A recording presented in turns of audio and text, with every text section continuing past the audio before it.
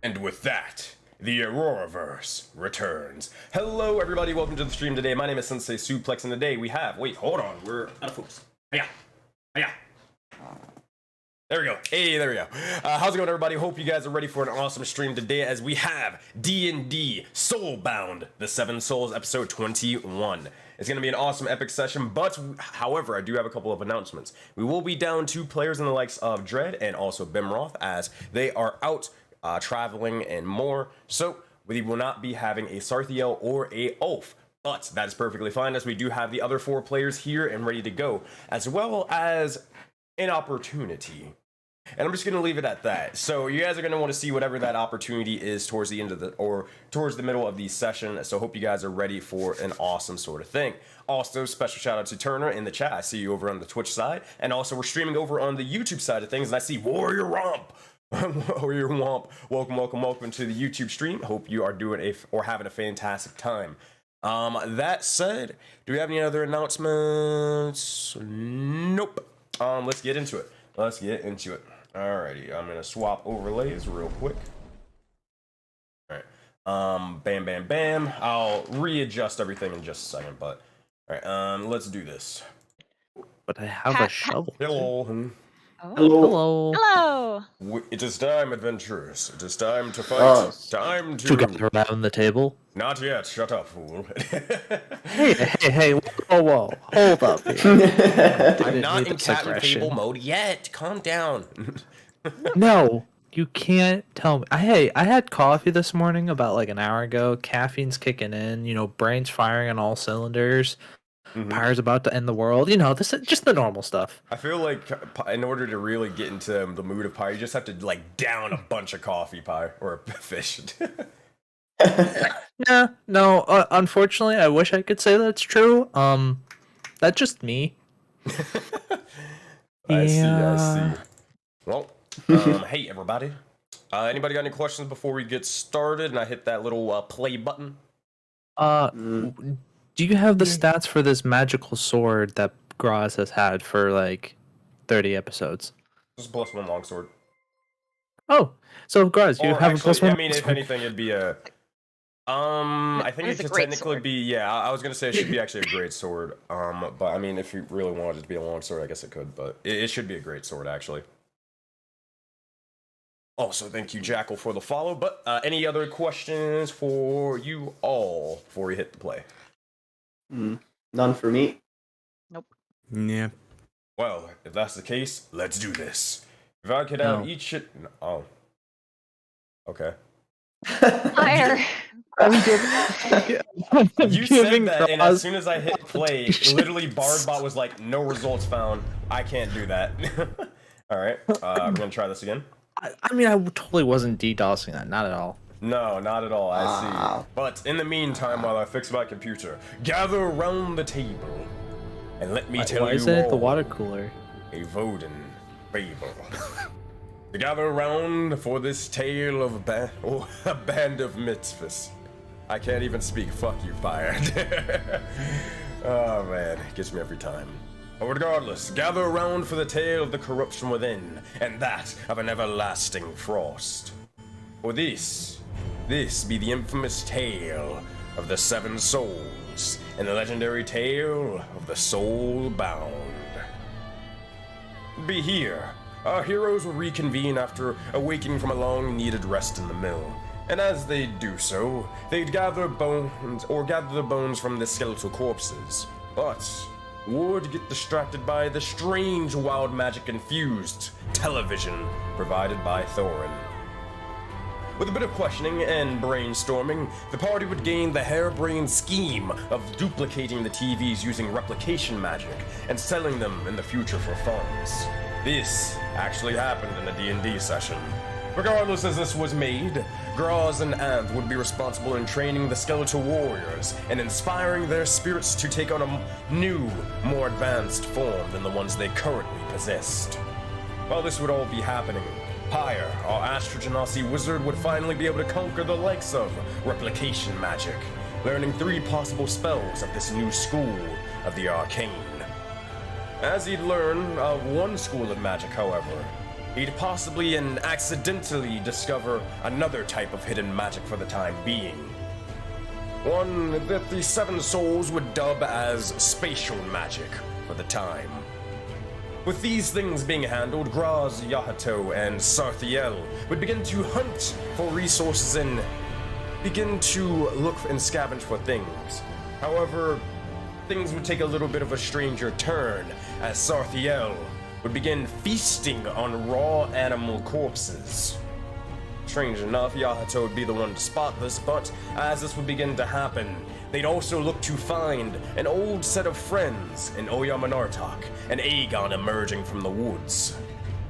With things heating up, strange occurrences beginning, all before a massive battle.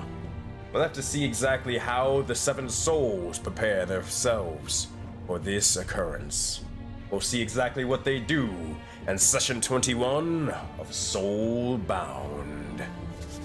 And that, my friends, that is where we will pick back up. I thought I would actually not interrupt your introduction for once. Or once. I am so lucky. I feel like saying that is almost as good as interrupting them. What? Wow. All right. Man, So apparently I'm just rude. You guys have been tolerating my rudeness apparently. as this is all occurring, we all return back towards this lovely scene. We look over and we notice, as we'll start over with Graz, as they seem to be not necessarily alone. Now, Yahato, you would begin to hear talking and conversing off to the side. You'd look over to your right and you'd see as Graz is surrounded by these two strange individuals. A bearkin, from what you can tell, seeming to be a polar bear, and the other one being a Goliath of the sorts. Now, as Yahato, you don't necessarily know exactly what a Goliath is, more so like you as, Madraw. But a Goliath your character would know exactly what they are. They're simply, individuals, descendants of the giants themselves. Now, that is the very, very specific or brief history of them. But if you ever want to know more, you can always ask, or you could try to make a history check. Okay. I mean, I could make the check. Well, but just so I don't misunderstand anything. Sure. Where the fuck is history? Let's see how much Yahato is a history nerd. 6. I figured as much. Not really much at all. As much as I expected. You know as much as that Goliath, they're typically, but not always, worshippers of Iroas, as Iroas, or they had something to do with, or he had something to do with their creation in some way, shape, or form. You're not entirely much more, understanding than that, though. Okay. So, regardless, Yahato, if you ever want to jump on into this conversation, or if you want to continue investigating the area over here, seeing if you can find that item, the choice is yours. But seeing those people, no trust. He's just gonna walk slowly and still just in case ready for combat. Slowly walk towards Graz. You got it. As this begins to happen, you'll see as Oyaminartok and Eygon, they're probably gonna draw their weapons and kind of point out, kind of looking over towards Graz to get your attention, oh fuck, there's somebody sneaking up on you, it's an assassin or something. And as they're getting ready to sort of motion and look over, you turn around and what do you say, Graz? It's all right. That's Yahato. He's new to our group. We have a few new faces that we'll introduce you to, but it's all right. He's okay. He's a little overenthusiastic. Yeah, that's fine. Do you know these people? Okay. Oh, yes, Yahato. This is Oyaminartok and her brother Eygon. We met them at the very beginning of our journey. They were great allies to us. I see. Hi, I guess. Is the mark visible? Yeah, they're not necessarily hiding it. You with your oculi sight, you'd be able to pick up on that without having to roll for it, though. Okay. pleasure to meet you. Name's Oyaminartok. I was here before. I guess, you sort of came along with my brother. Typically they all call me just Miss Oya. But, I guess you can do the same. I assume that you kind of looking towards Graz and Yato a little bit, but mainly kind of towards Graz. I assume, they're trustworthy, right?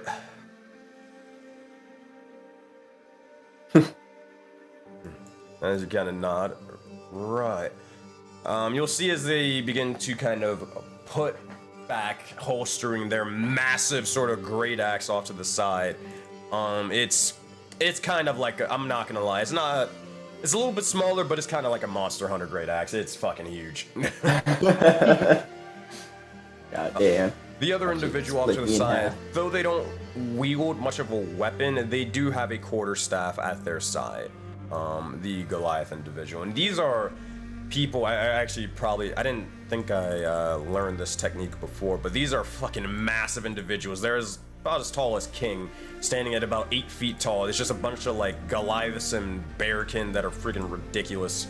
So you do kind of feel a little bit dwarfed, slightly, Yahato, but it's whatever, doesn't really matter. There's a lot of just randomly tall races and randomly short races throughout the likes of Odin and just fantasy in general. I mean, Graz is already fucking, like... Yep. Already 8 feet. Yeah. Hello down there. Pretty much. Oh, hello, you look so adorable at your 5 feet tall. Oh, man. But as this sort of happens, you'll see as Oyaminartok will look, or probably Eygon more so, will look over and say, I'm actually surprised that we found you. It was an off chance, but I guess it worked out. It's nice to see both of you again. We should probably go back to the rest of our group. We were just gathering some resources. We also have another new person who I don't see right now. Speaking of that, we need to check something on him. As he like grabs Graz's shoulder and like tells him to just follow me. Okay. It's funny because as you're sort of saying that, you'd see and looking over. See, Oyaminartok's kind of used to this. It's like, oh, big hooded man. All right, sure, whatever, cool, fantastic. But as sort of happening, you'll see as Sarthiel is slowly being like sort of motioned into the cloak, getting ready to disperse. Yahato and Graz, you see this right before it's getting ready to happen. Are you guys trying to stop it or say anything or do anything? I think you've seen this happen before. He's not gonna try and stop it, but he's gonna like, damn it! Really? It's the worst timing ever. Graz will turn to oh no, because Oya and Eygon both saw the original Keeper Kaz. Mm-hmm. So okay, so they wouldn't freak out or anything. Cool. Nah, they just looking at it like, oh, yep, this is about as normal as I remember it. Still makes happening. Sense. Yeah. Dang. Okay. Well, that person's not gonna be here. His name's Sarthiel. Yeah, you'll kind of just see as the Keeper will begin to sort of motion them into the cloak as they slowly disappear and vanish. As this begins to happen, you'll see as Keeper Cass will definitely like wave towards you, kind of like nodding at your presence and more, before getting ready to... Actually, no. They will, instead of getting ready to disappear, you'll see as they begin to think up of something, and they will begin to actually start looking off towards the side, looking towards the snow, looking towards you guys, and then waiting for you to approach, as they kind of get your attention, but they're kind of letting you finish whatever you need to do over there first. Oh, Crush is walking. I guess if she walks over, we just follow. Yeah. As you do, you begin to walk over towards Keeper Cass, and Cass will just kind of say, I'm not going to use the voice mod because it'll break, but you'll see as they look over and say, It seems to be that you arrived a lot sooner than I thought. If you need to continue your conversation, do not let me interrupt. I have a bit of time, as you're the only group that I must look over. Now that Keeper Camino has taken over. So, I do have something to bring to your attention, but it can wait. Go, finish your sort of thoughts and conversations. Thank you very much, Keeper Kaz. Thank you. We appreciate it. We'll be right back. You see as they kind of just have their hands into the robes, kind of like a monk, as usual. But as you begin to continue off, Oyaminartok will look over and say, "Hi, who's your new friend? The keeper got a new outfit change. What's up with that?" It's a new Keeper. The original one was Keeper Kaz. This is Keeper Kaz. Definitely confusing. Yeah, it's a bit strange. But I'm curious, because looks like you've got a mark that I don't remember you having the last time that we met. So I'm curious if you've actually met Keeper Kaz before. Are you going over this before? What are you talking about? I've always had this mark. Excuse me? What are you talking about? She's always had the mark. Did you get afflicted by the starry ones or Jeff?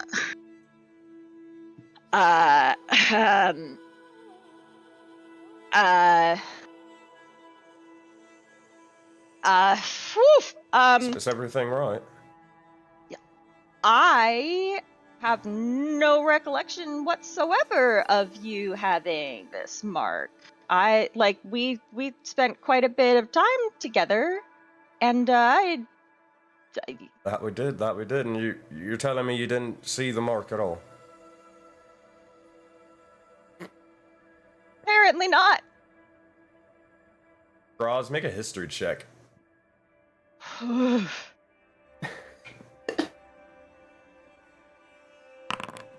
19. You're sort of freaking out for a moment.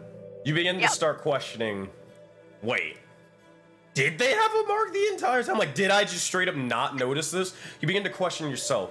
And as you begin to really sort of think and analyze back into your brain, going into your little mind palace for a second.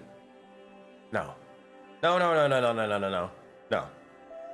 I am confident. I am sure. I am positive they did not have a mark. Something's going on here. Something's up. I remember fully that they did not have a mark because they would have, they would have at least said something when we would have had marks. That would make sense. And they also mentioned that, hey, only the people who've had marks could be able to enter the arena of the gods. That doesn't make any sense at all. It all begins to start clicking for a moment, but regardless, what do you say or do? I'm pretty sure that when we met, because that you didn't have that. So not really sure what's up. Do you know what it does? If you've had it for this long, have you used it before? Not really. Well, there was that one time with the whole storm. Yeah, right. There was that. I mean, it's a little bit sort of foggy for me. Eygon will begin to speak. There was a time where we were traveling for a bit, seeing a couple of strangers off, stragglers off specifically, towards the light of the sea. They just needed sort of guidance, but a huge sort of swarm, almost like a storm, a vortex began to form, and it began to surround myself and my sister. They very, very weird. Right, so like we kind of got surrounded by this sort of astral mist and something like that. Then next thing we know, we went sort of unconscious. saw something, some strange being, long astral hair, flowing with the wind.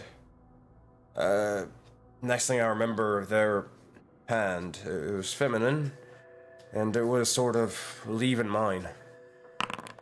And as it did, I don't know, it just sort of was weird and strange, but that's the only thing weird I remember about having the mark. I mean, I saw bits in the past, but that was, the only thing that really strange happened. Do you remember when you got it? I mean, I've always had it since I was a cub.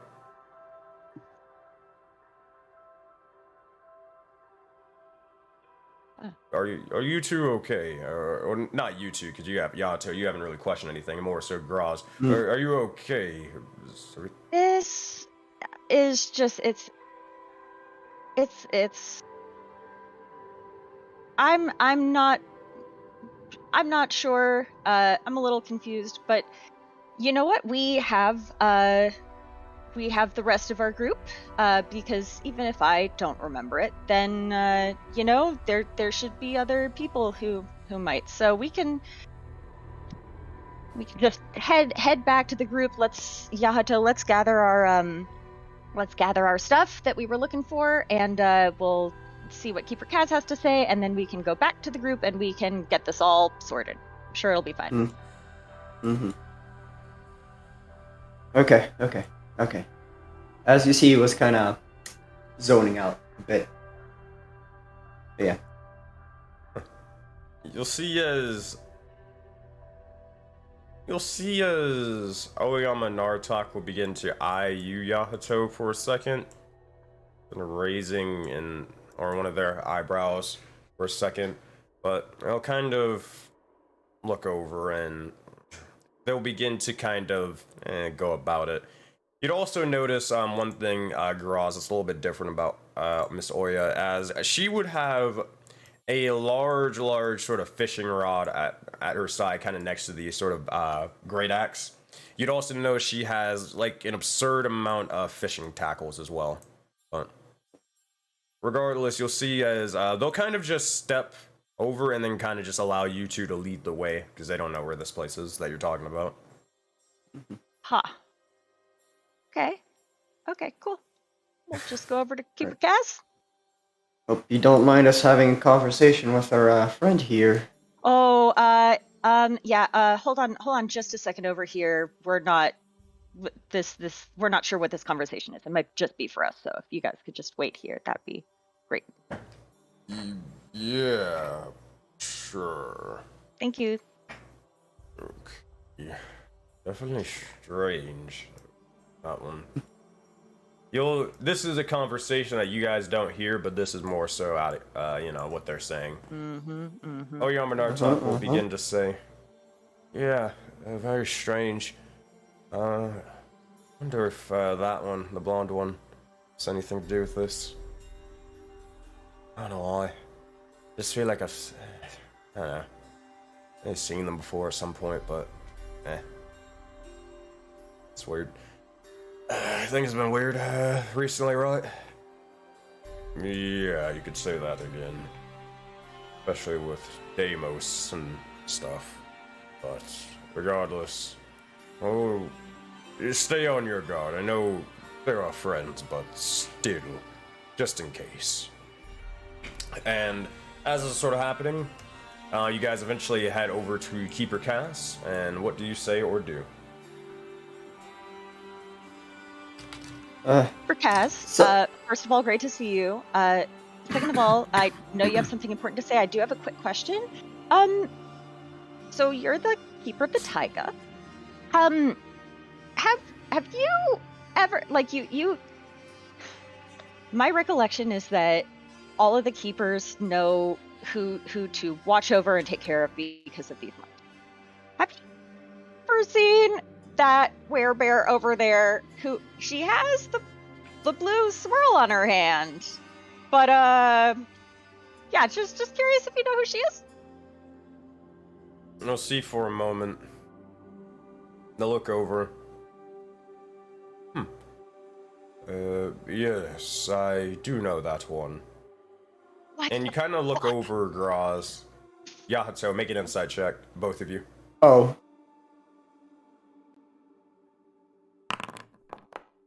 God damn it. 21. Oh, thank You you. kind of see as the keeper will begin to sort of be like, they'll have a... Well, you can't really see their face. It'll be more so they're thinking, and then just boom, almost like a light bulb lights up in their head, strangely. And all of the answers, all the words begin to flow towards them as to say, oh, yes, I have seen that individual. I have taken them every now and again. They are one of the soul-bound. That is Oyaminartok.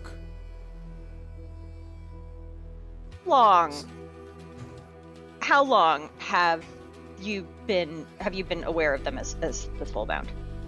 Well, remember, you only have one question from the likes of the keepers, but I will give you this. Oh, they've been, they were parts of, I believe, the 3rd cycle. Or, excuse me, actually, my bad. The 4th cycle.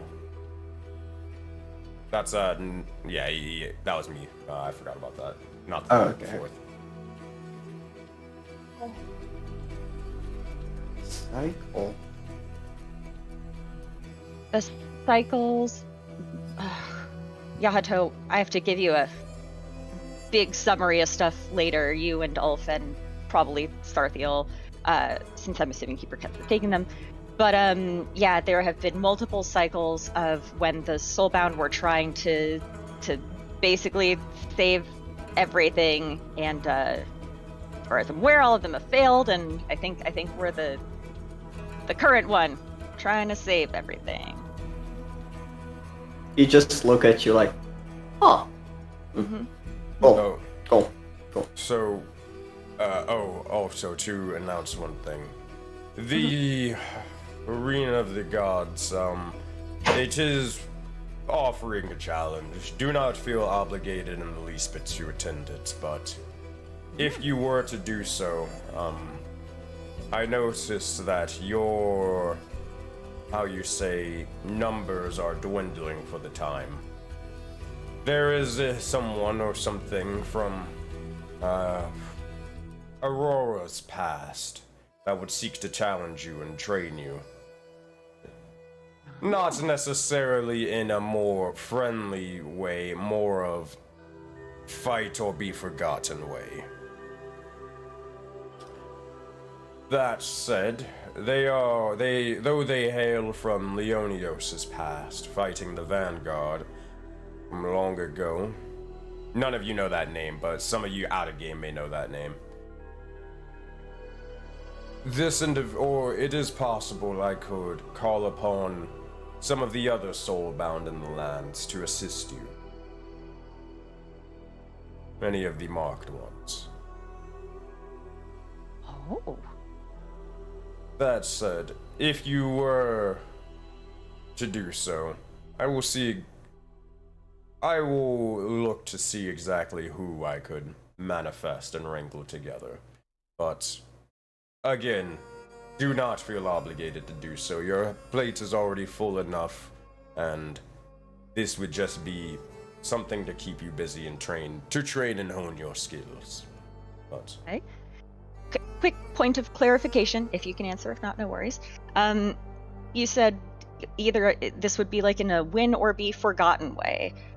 My understanding of the arena was that it's just for training, and the major consequences like death wouldn't happen there. Is that not the case for this particular battle that you're talking about? oh no, I was simply jesting. You won't actually die. Oh, okay. Woof. Could you not tell the expression on my face? No, actually. Yeah, doesn't he Oh. have a mask? Yes, he has a mask on. Yeah, you're wearing a mask, so we can't see your facial expressions. I am. Oh, okay. Yeah, so they kind of reach towards their face, and you see as their hands begin to kind of go press upon it. It's a very nice white mask, very clean, very sleek. It's a good look. You good? Is there anything wrong? No, it's, never mind. So, that is the message I will relay to you. If you wish to go to the Arena of the Gods, then just call away. But you'll see as they begin to slowly begin to close the cloak for a moment, and you'll see as bits of astral nature and stars begin to sparkle amongst them as they slowly but surely disappear and vanish into the snow. Now, that being said, as for the sake of brevity, you guys are going to go, are you guys looking for anything else in this area, or? Maybe some materials, because I wanted to make a shield. Alright, you got it. Yeah, So, and Gross was gonna look for food, water, soul, like whatever, you got it. just So, all the materials. if that's the case, both of you make survival checks, and then we're gonna head over to Pyre and Anth. Please. Oh, nice! Fucking go! Dang. Alright, so, Graz, you looking more for the resources, materials, and bits of, survival stuff. You would find, my friend, about a couple of like fish nearby. It's not much, but it's enough to kind of help you guys out. As you're able to look over and just jump down, almost a bear sneak attacking and assaulting them, as you reach over and just swipe some of the fish with your bare paws and even bits of your mouth to be able to grab the fish and begin to store it for later. Using a bit of your keen sight, or keen smell, excuse me, you're able to gain about 3 stalks of food. On top of that, you do also notice a couple of nearby plants and more that may be useful for medicinal properties. So you do gain 2 stalks of medicine. Yay! Lastly, this would probably be what Yahato would find with their nat 20. So Yahato, you would find a couple of soul coins off to the side throughout this entire area. Finding about 9 in total. You're able to find a hodgepodge of them just sort of scattered around through the snow, through the trees, and more. But you also find one on a dead corpse. Looking over towards the dead corpse, you would notice as some individual, you're not even really able to tell like what they were, but probably humanoid in the sense of either like elvish, human, maybe orc, but one of those 3, as they're buried in the snow, and they seem to have wolf bites amongst their form. The other thing you would notice is they have a couple of these strange pipes. Picking them up, it's definitely weird in design. They're not just normal pipes, and they give off a very much magical essence to them, as they kind of have these strange kind of bone or crow's or bird's head on top of them as decoration. It kind of looks like this. I won't be able to show chat, but I'll be able to show you guys an in-game content chat. And it will look in-game content, you'll find it there. But as you guys are kind of looking over towards these things, you guys eventually, I assume, tell Oyaminartok and Eygon, like, hey, it's good to go. Let's continue back to the place. With that, return over to Pyre and Anth. Alrighty. So Pyre is gone. I just saw them move their camera thingy. So we're gonna go over towards you, Anth. Alright. This is gonna be fun. Give me 1 second. I gotta change one little thing you guys don't see immediately. That'd be great. Actually, you would. Alright, perfect. So, though you're not there, your tokens are in the bottom right, but you're not here yet. Or, like, Yahato and Graz and all that. Anth, you over here, as you return back from the likes of your, talk with Fanax and more, you look to find the rest of your allies kind of gone. You know that Pyre's kind of inside the building, but you notice as these skeletons that were off to the side, they seem different. Extremely different. Like, absurdly different. Looking over towards them, you would notice as bits of their form have almost completely changed. You'd see as some of them have clothing and it's made out of ripped and torn rags and scrap found off to the side. You notice as some of them have differing axes and more differing weapons. And looking over towards them, you'd see as they're conversing, they're talking, and in common. You look over and you see as the Minotaur themselves, they seem to have a lot more flesh than what you originally thought. It seems to be as it's more of a zombified form, skeletal in nature, but they are a massive, massive individual. Regardless, as you see this guy. Let me see if I can find their art entirely. I might be able to show this one off. I don't know about the other one, sadly, but let's see what I can do. He looks super cool. Sorry about that. Fucking brutal, bro. Yeah, we got this one. Hey, I hope you like this one. God dang! Yeah, you notice as they have a massive axe as before. Same sort of thing as they are fucking ready to rumble, to say the least. The other individual, I don't necessarily, yeah, I have their art, but I can't really post it. Oh, I can post it in the in-game concept chat. I think, yeah, I could do that. Yeah, I'll do that. This one, and nope, not that one, not that art piece. Oh God, that is for later. In the sense of it's gonna be later for your death and doom. I'm pulling it up. What the fuck? Sensei just wants to kill us all. Where's Just how it is. Okay, there we go. I think that's it. Hopefully that works. There we go. The other two, you would notice as one of them is kind of wearing a strange kind of mage outfit. It seems to be hooded in nature, or not hooded in nature, but it seems to be kind of like a giant sort of pointy wizard cap, similar to the likes of Navarro and what he wears and adorns. Regardless, besides really the hat, that's kind of all that they're really wearing, besides the little small or large cloak with their skeletal bones exposed. The other individual, however, they seem to be having the least amount of clothing, as the bits that they do have is sort of ragged, torn, burned, singed.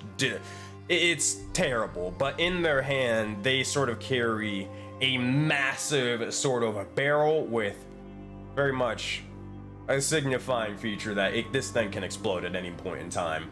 They'd also have the likes of a small sort of cannon on their back as they're carrying it, and they have a little bit of a bandana. For those of you who might have played this game, you might realize where this art is from. But here's what you see, my friends. It's an in-game content chat for you guys. Nice. Alright, and you just kind of see as they're sort of talking and conversing amongst themselves, and well, what do you kind of say or do as they're kind of talking and interacting now?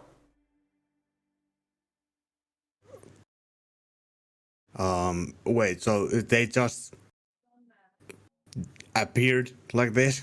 Well, no, more so, you walked into the forest, you were talking to Fanax, you come out, everybody's gone, and these fuckers are here. Huh. I suppose Tony, got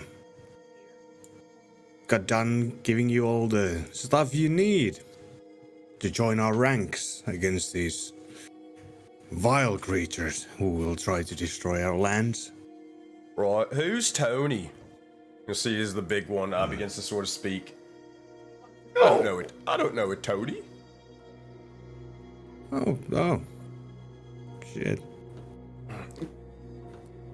So... I believe that they are... You'll see as the mage will begin to speak.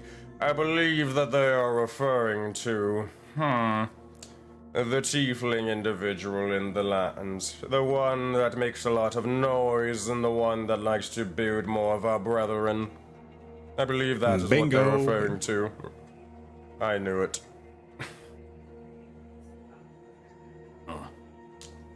That being said, I didn't really know there was a sort of another individual in there, but I mean, I guess that's kind of cool. Oh yeah, you'll be meeting more people around. I assume you're ready for battle? Yeah.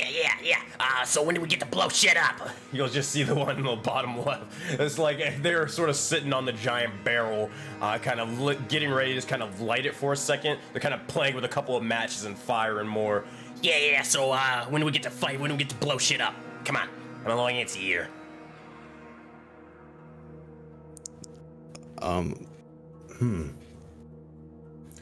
So you seem to be good with, well, all the gear that you have around you.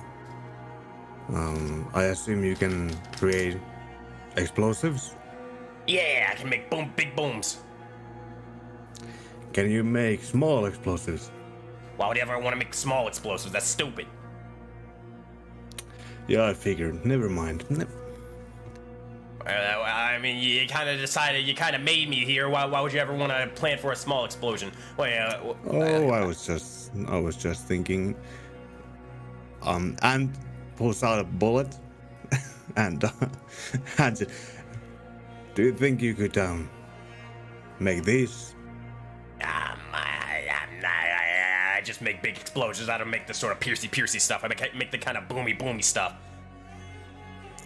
Yeah, I know we gave you a direction where to go, but the personalities, well, different kind of creation.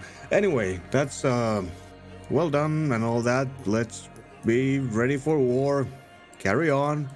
Alright, we're going to war. Yes, you fool. We're going to war. We're going to kill things. That was the reason for our creation. Do you not pay attention? Sorry, I didn't mean it. I just am confused a little bit. They didn't really. You gave us the sort of whole spiel, but I didn't really get it. Oh, don't worry. We'll guide you along as we go. Okay. Slasher kind of likes explanations. Slasher needs explanations. Alright. That, as you're sort of doing this, and are you heading back inside to talk to Tony and Pyre? First of all, I would like to see if Sap is around. Is he inside? Is he where exactly? You'd probably see him. Honestly, he'd probably not be too far. He'd probably just honestly be just chewing on a couple of bones off to the side, kind of like trying to entertain himself for the time being. All right. And would approach and Sappy? They just started just biting and gnawing onto the bones, like. I kind of look over towards you and just sort of rush over and pounce onto you for a little bit, just trying to lick your face. Nope, no thank you.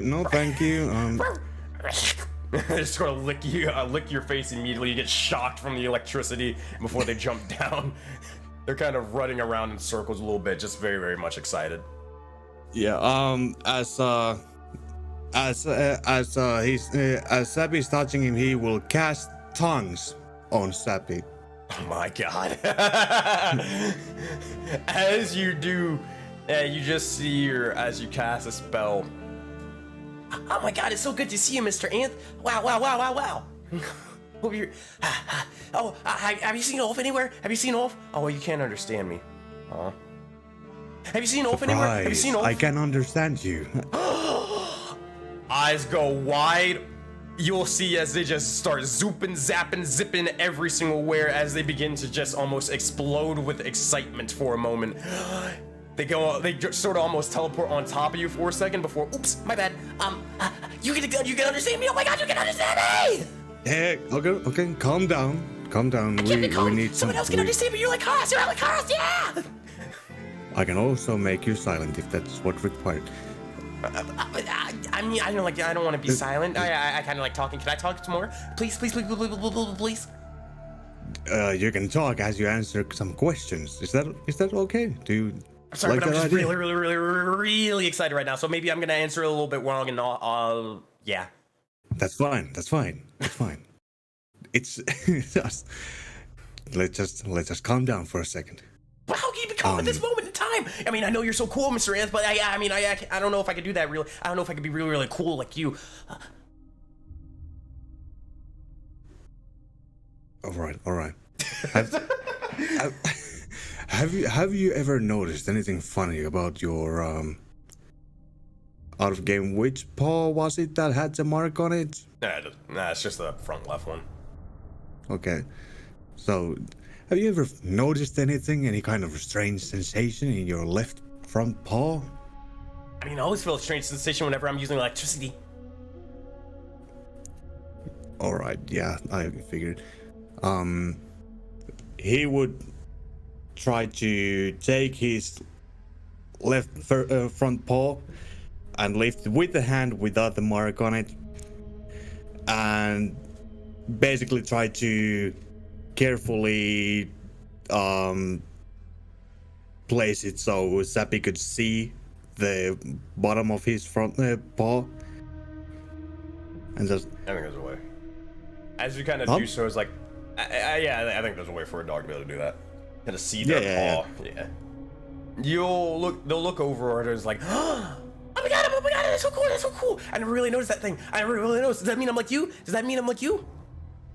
Yes, it does.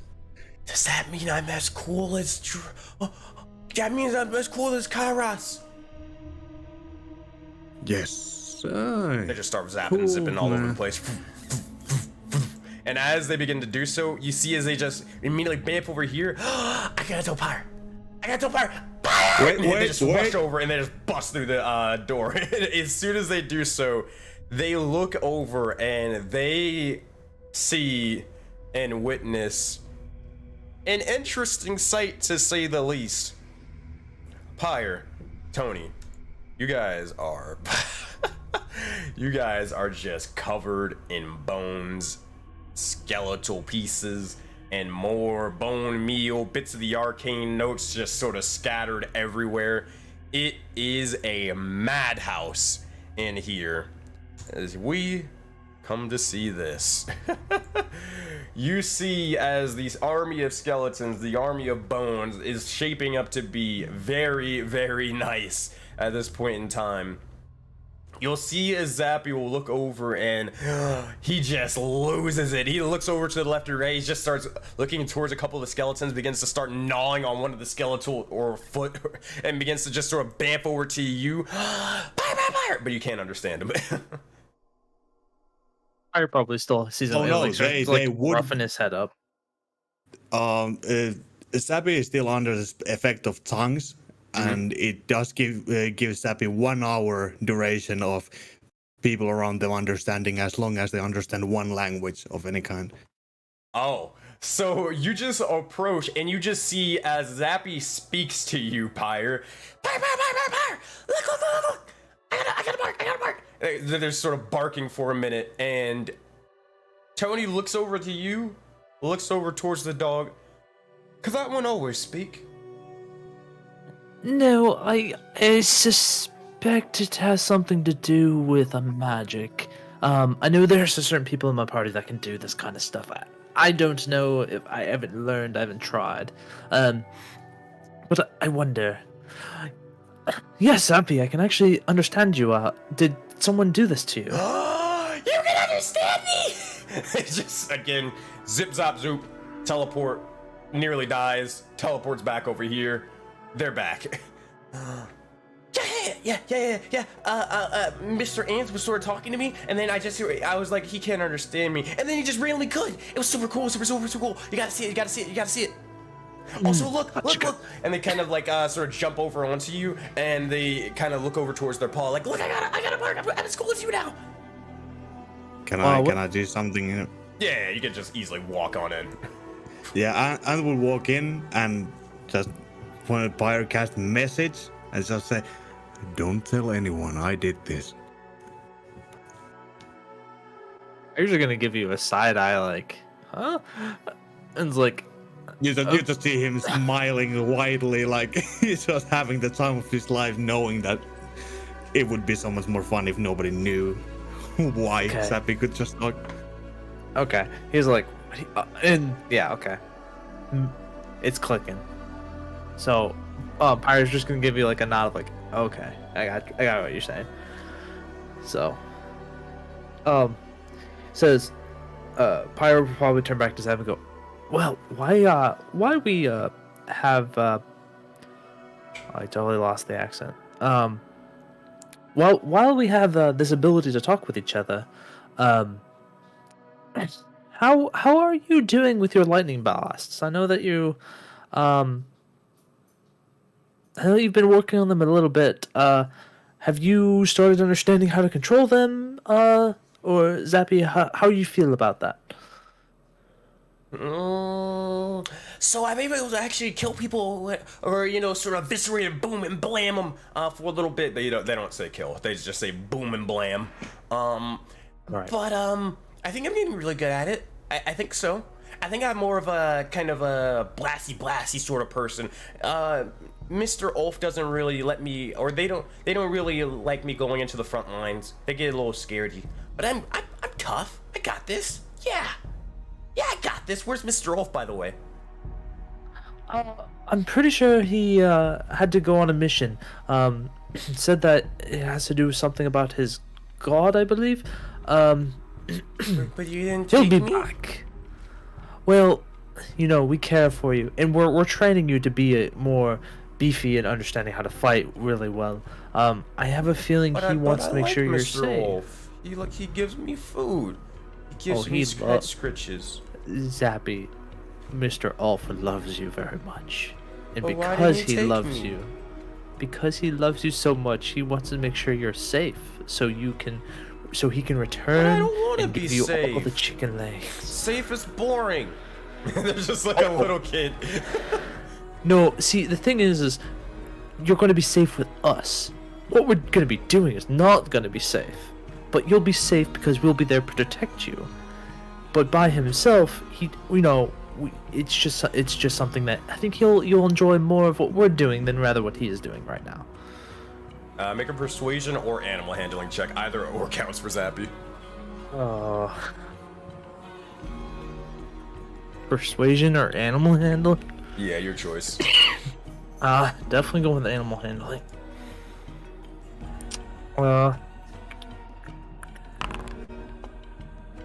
Animal handling. 11.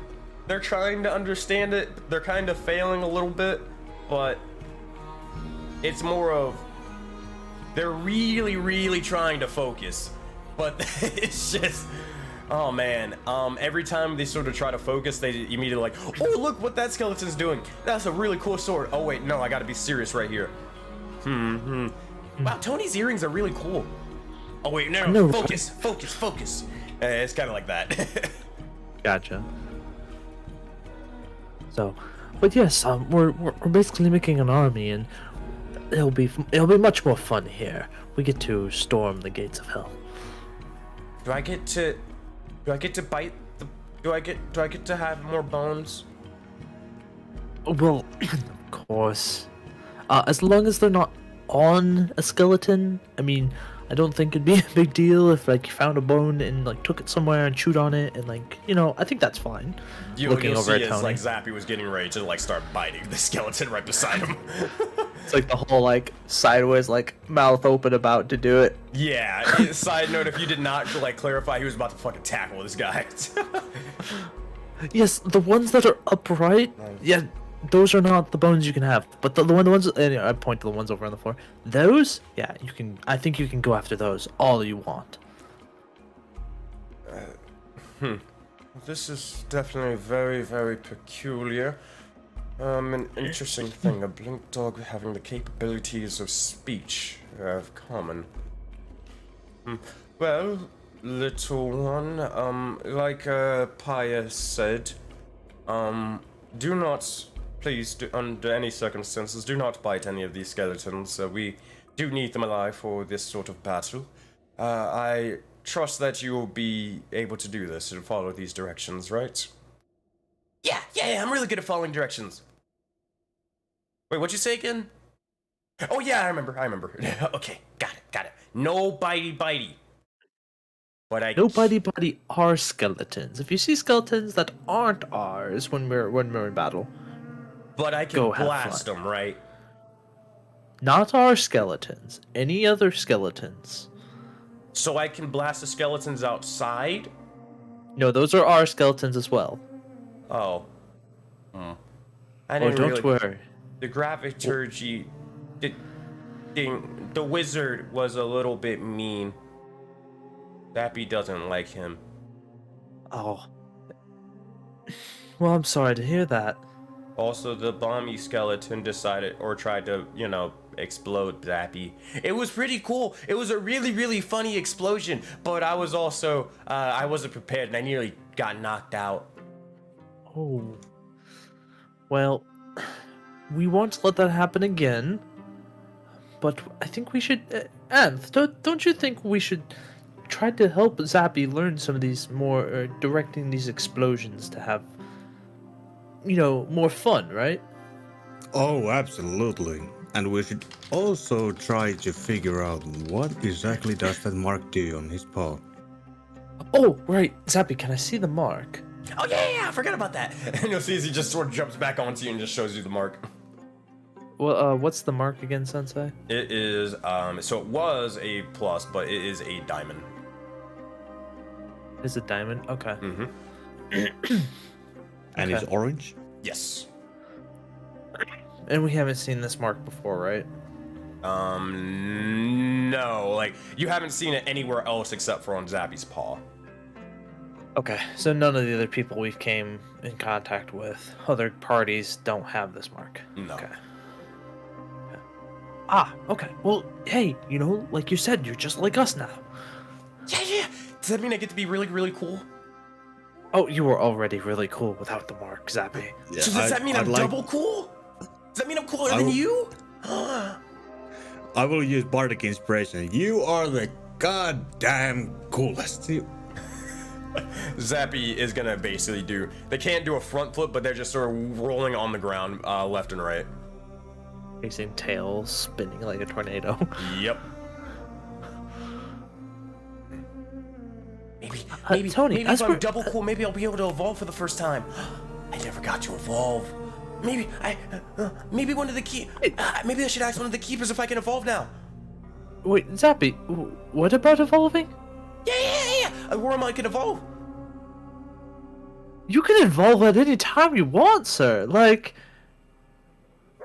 Well, I never really knew how to evolve. They never really told us that. They sort of just gathered us around and just was like, one day. Well, they don't do the voice, but one day, little Zappy, you will be able to evolve. It was like very, very like stoic and all that sort of stuff, and I was like, wow, that's really cool. I wonder if we need to train you a little bit and bolster your power, and maybe at certain power levels you'll trigger this evolution just naturally. Maybe activating the mark will do that. Pyre's literally writing notes like, oh, yeah, like side like, didn't know this. So Zappy, have you seen other kind? Like, so since we're talking, what kind of animal are you? I'm an Auroramon. You're a what one? Auroramon. Auroramon. Ah, okay. I don't seem to be familiar with these. Interesting. Yeah, there's Pywo, there's Gwei, there's Bweens. It's a lot of us. Oh. Are they common in the taiga, or are they somewhere special? Oh, no, we're just all around. Huh. Apparently we haven't been keeping an eye out then. Have you seen other Auroramon?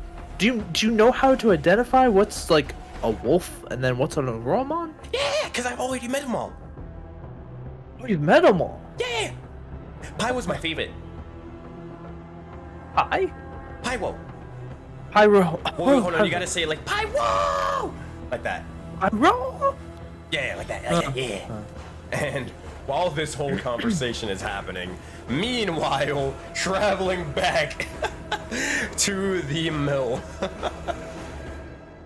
Oh wait, Anth, you are inside at this moment in time. Pokemon confirmed in Aurora. Oh man. Groswaro and Yahato, you guys are looking over, and as you do, you just see as there's some like 3 skeletons just kind of arguing amongst each other. You recognize that, oh, are these the skeletons from before? I think, and I kind of hope so, or we're gonna have to get to killing again. But you just see as they're sort of yelling at one another, just not getting along in the slightest. But as this sort of happening, you arrive towards this little makeshift structure, or makeshift base of yours. What do you all say and or do? Why is it? This is the second time when we meet someone, something strange and unexplainable happens. What the fuck are those?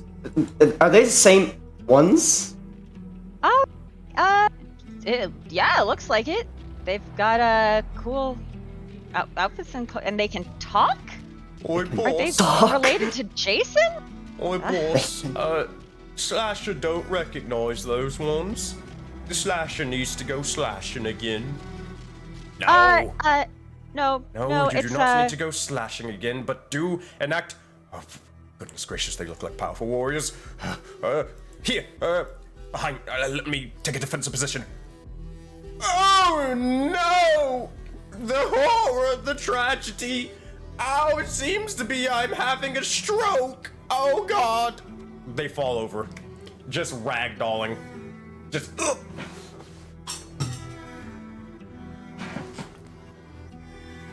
We are not ready to go to hell. We're not ready to go to hell. Hey, Oyaminartok, Eygon, Should I let's question? just, we'll do introductions in a second, but just assume that everyone here is okay, including the skeletons. Okay? I see that, you are still as chaotic as ever, to say the least. I try to help and make it not, but they all just... I'm trying so hard, but it's okay. It's fine. It's fine. Yeah, you got it, buddy. Eygon having no idea what to do about that. Right. It'll be fine. It's fine. It's fine. See, I mean, when we sort of kind of went to your establishment, I mean, it was a little bit weird and all that sort of stuff, and now we're going to yours establishment, and it's just as weird. So it's returning the favor, right? Here. I mean, there's nothing weird about Oya's igloo. It was just a normal igloo. To be fair, lots of stuff happened there. Anywho, sorry, I don't think I actually caught your name, or we didn't really formally.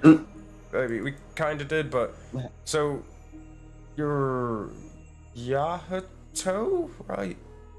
Yes, that is my name. Right. So how exactly did you all sort of meet with Groswaro? Ooh, that's a story.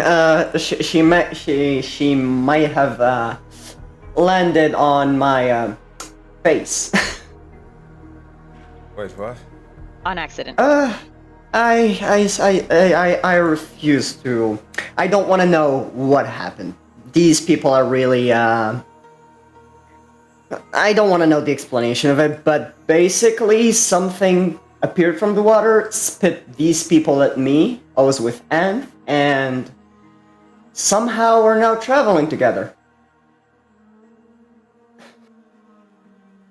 Right. Oh. Fair enough. All right. Seems perfectly logical and reasonable. Don't lie to yourself. It's not. But yeah. It's not. It's really not. Anyways, skeletons. Skeletons, we Well, yeah. we're your co-workers. Yeah, we're just. I'm assuming she just sees the one on the ground and is like, oh, okay, that's weird. Yeah, They're not just, moving. They're just Yeah. letting snow is collecting onto them and everything. Hold on, I'm just gonna mark them off here. There we go. Cool. Dead. Hey, so are you like the bombing captain? Like, when do I get to blow shit up? I talked to the tiefling. Yeah. They didn't tell me exactly when. I know we're gonna do it, but when are we gonna blow shit up and when are we gonna blow shit up? All right. You. Really, I really like ready. you. I like you. So, Do you like patience. blowing stuff patience. up? Yes. Alright, Tommy likes you too. Yes. So just patience. We're gonna blow up a lot of things together. Yeah. Groz, you want to say something? Yeah, we haven't decided who is going to be y'all's leader quite yet, but we will figure it out. We'll figure out the ranks, we'll figure out the battle plans soon. And then we will let you know. Slasher has two things. Yeah. So, Slasher really likes your axe.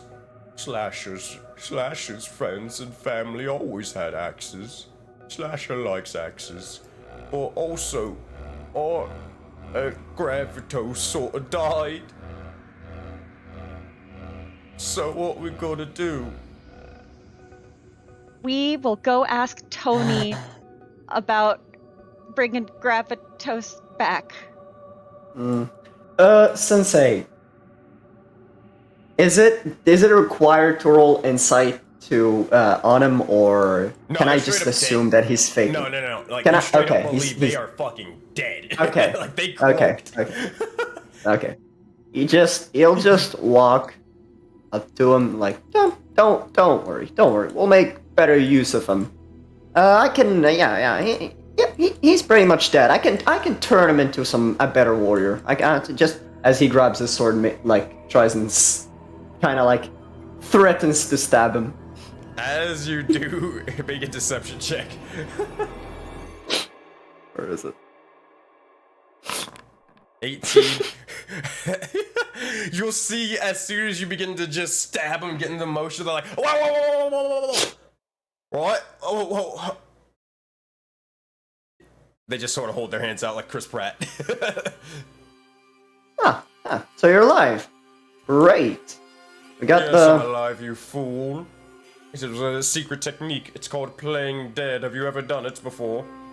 No, that's some coward thing. It's not a coward thing. It's a technique passed upon generation to generation. God damn it. You're totally not ready for help, yeah. Anyways, It's a good trick, isn't it? this. No, actually, but are you? what? Is this all of it? Is this the army? What the fuck? You asked for captains, and we are captains of some sort. We will be able to lead them into battle. Are you not satisfied with our style? No. No. Oh, Actually, well. you guys seem great. I will. Oh, you said a lot of no's there. I was like, oh, it looks like we're going to have to go off into the void again. You gave us personalities. You decided this. This is your fault. All of your fault. Specifically yours in particular. Are you proud of yourself? This game is a punishment. I'm being punished, and I don't know why. Please. You guys didn't give me personality, so I just said, fuck it. Alright, we're gonna roll with this. We're rolling with this. Oh, man. Alright. You are gonna be the captains, I guess. Of what? Where's... Slasher's gonna be a captain. Yeah. Slasher's happy. He likes this. I'm glad you're happy. Anyways, that doesn't answer my question. Are there more? Oh, yes, there is more of us inside. Not necessarily as, more talkative, but our other brothers are inside with the likes of the one you call Toady. Okay, so I guess gotta check inside. You guys are ready to go in? Sure. Talk to Graz. At this point, can we just say like Pyre kicks the door open as we're filling up the mill with skeletons, and like Pyre starts like directing them outside. Yeah, you could easily do that. As you do, you kick the door down a pyre and you begin to slowly start ushering out multiple skeletons. This is a perfect introduction to see exactly what Pyre and everybody has been doing. You'll see as 1, 2, 3, 4, 5 skeletons begin to start marching out in unison, one by one, as you're kind of like ferrying them along like a traffic cop and more. Oyaminartok is gonna look over towards Graz Warrel and just say, "Right, so you became necromancers. Perfect. That's wonderful." We are not necromancers. We have a lot of stuff. We are going on a mission, and we have a temporary ally who is going to the same place. We're working together, and that person is the one who is helping with the skeleton army. I just want to say, like, as Graz like, "Oh, we're not necromancer," you can see like Pyre covered in like bone dust, and like bits and pieces are just like sticking to him as he's like ushering people around. They kind of march in like a military sort of fashion of like, you just hear them all marching in unison as more and more of them are beginning to sort of form up. They go into like a little bit of a tactical formation, kind of not really, because only 5 of them. So only five of them are out right now? I mean, only 5 of them were ushered out because Pyre's kind of blocking the way, but yeah. Okay. He will basically like walk back and just watch this happen with Graz. As you begin to do so, I mean, more begins to start piling up as Pyre. You just like straight up ushering more and more of them out. Yeah, no, like it's getting too crowded, so like Pyre's like, "Okay, I'm clearing this place out," and I'm like pushing like all 46 of them out, so like we have more room to work, because like the papers have basically spread, and like skeletons are now stepping on them. The ink's starting to smudge a little bit on Pyre's notes, and he's like, "No, everyone out! Get out! You're messing up my notes!" As you do, you look outside and you see as there are 3 skeletal individuals. Yato and Graz are back, but you'd also notice and see as 2 familiar faces are also here, as you see Eygon and Oyaminartok for the first time in a long, long time. Just a second. And Pyre's still shoving him out, and he looks down. "Oh, this probably doesn't look good." And he starts presentationing all the bone dust and crap off of him. As you do, you try to make yourself look a little bit more presentable as you prestidigitation. Pyre? Yes, Eygon, just a second. Hey, Anth, we have a few familiar faces joining us now. You want? Yeah, Oya and Eygon are back. Eygon. Hi. Eygon, my bad. It's okay, you seem a little busy. You could say so. Notes have kind of gone everywhere, and I've got to go fix them. And I walk back inside, just start picking up papers. And as you begin to arrive, you see as the army's sort of forming out, 3 skeletons are kind of, being themselves. But you also notice as Eygon and Oyaminartok are out. Hi. Hey,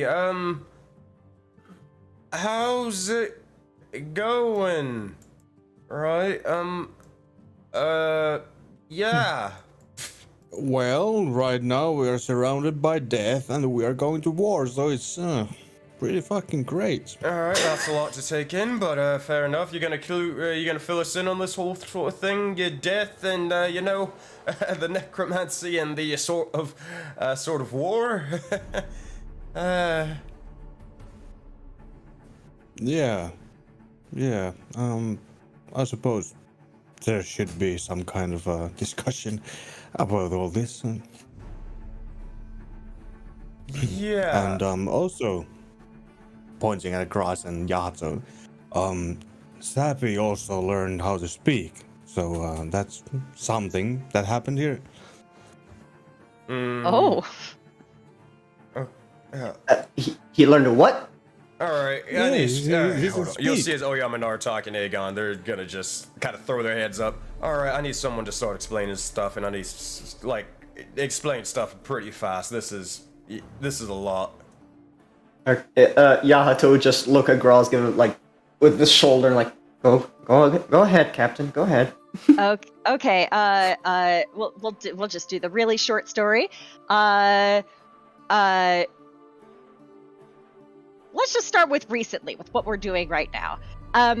You know that mountain over there that has like the big giant portal on it?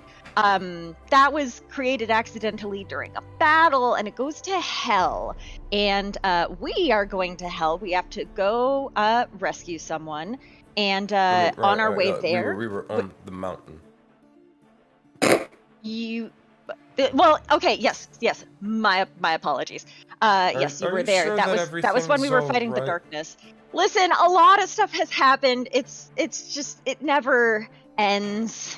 It's so the portal goes to hell. Okay, we need to go to hell. We were on our way there, and then we ran into Tony, who is Do you our need a hug? yeah. Hey Sensei, I lost control of my token by accidentally placing it on top of a skeleton.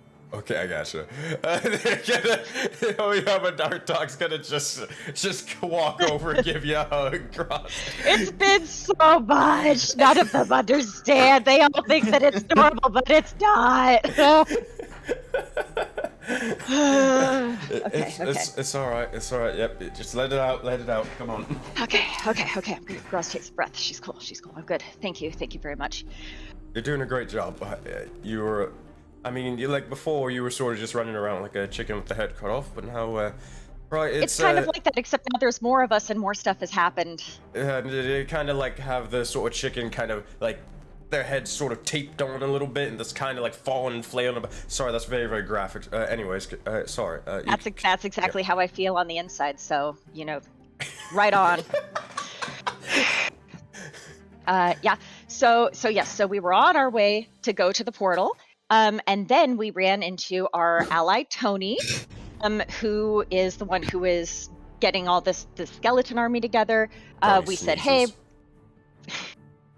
We'll introduce you shortly. But yeah, so that's we have been helping to make this army because in hell are the darkness, the starry ones, the ones whose name we do not say. And it would be really hard for us to just get in there and take them out all by ourselves. So that's why we're creating the army to help with that. I know, I'm fucking with you. They don't say that. Oh, okay. I'm messing with you. God damn it! They have marks. I'm kidding. She should, but we don't know the marks. Anyway, yes, so that's what we're doing right now, and we're actually about to leave to go there.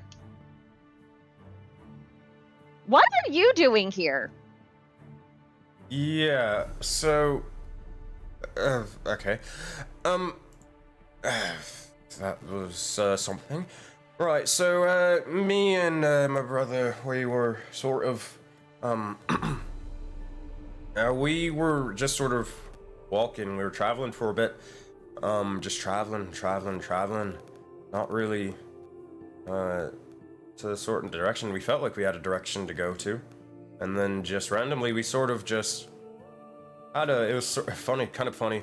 Just had an epiphany. It was like, I was kind of like, hey, Eygon, why exactly are we where are we traveling to and why are we sort of traveling to it? Eygon didn't really understand either, so we sort of decided to turn back. we went back to find a couple of survivors, sort of looking towards and around the mountains and more.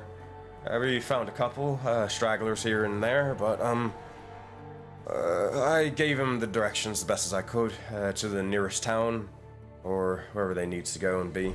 It's just as usual work. Do you remember what they looked like? Nothing like too crazy of their design, just typical Vulcan. Sort of. A couple of humanoids, a couple of elves. Nothing too crazy. Sorry, go on. But I mean, yeah, so, we were... it's a bit of ways away, the nearest town now, but, so I'm hoping at least they survive. So, stumbling across, well... someone across all of you, well, that was a random chance, to be fair. Eygon, and myself kind of thought you would be long gone, probably long dead, to be fair. I kind of thought you were pretty much dead, considering that you weren't always the best decision makers, but you now, you're as powerful as ever. I guess fortune really does favor the bold, huh?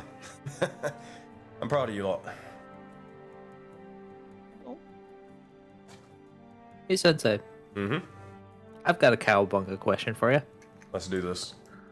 During all of this production, where's Tony's notebook? Is he, like, actively watching over it?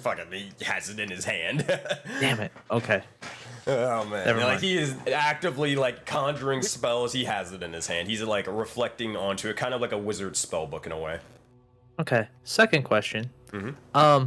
Replication. Is it, like, highly noticeable, or is it, like, replicated and you Most walk definitely. away? No, it's highly noticeable. It nearly, Okay. it feels as if you are dying when you cast replication spells. And a piece of you is slowly being, like, siphoned away, as Tony has presented multiple times. So you and Tony are friggin' racked. You are exhausted. Okay. Sorry, I didn't mean to interrupt. No, you're good. So, right, yeah, I assume, the others, actually, Eygon will probably say this, I assume that the others were probably taken with the Keeper, went on their own path, similar to Njord. Yes. I see. Well, I guess to fill you in, Jon Snow, the Winter Wolf, he went off to find, William, the individual that kind of looked like the Keeper but wasn't the Keeper. It was very, very confusing. Yeah, you remember him? Yeah, so he went to go find him. Njord is off repenting right now. He's on a... Njord? Yes, the one that Lika sort of ripped the crystals out of. Remember him? Oh, Bjorn? Sensei, in or out of game, is Graz hearing this wrong, or am I misremembering? You're misremembering. Bjorn was like Bjorn was your party member. Njord was the Chardolin Berserker. Oh, Flail Bro. Okay, that's why I didn't. Yeah. D&D notes, baby. This one you Dates just nickname notes, Flail Bro. everything. Yep. Njord the Okay, Flail cool. We're Bro. good. Sorry. Now you're good. Yes, Njord is off repenting. He said he was seeking the Frost Maiden, as if he felt he followed her in blind faith. So now he's roaming the taiga to find her. I don't know whether he'll be successful, but I wish him the best of luck. I doubt it, mate. Optimistic, but Jesus. rightfully so.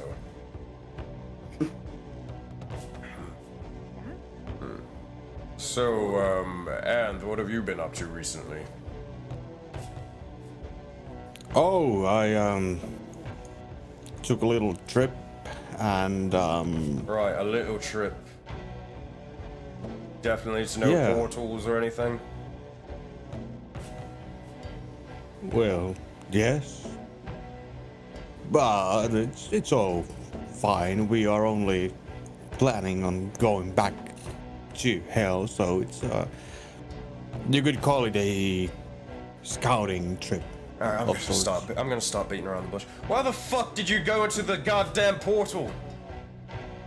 To find answers that I got some, didn't get some, and I came back. Yeah, and That's all. answers to what? Oh, for example, I was wondering what exactly happened in Woden, and I was hoping to see someone who may have lived here. Get some history on this goddamn place that nobody seems to know anything about. Right, so you decided to go to hell and to learn about voting. Well, sure. Didn't seem like nobody here was, really didn't know anything. Or do you know anything about the history of Woden? See what exactly happened in the few years that we were, I suppose, crystallized after I our hope so. shipwreck? I've lived here all my life.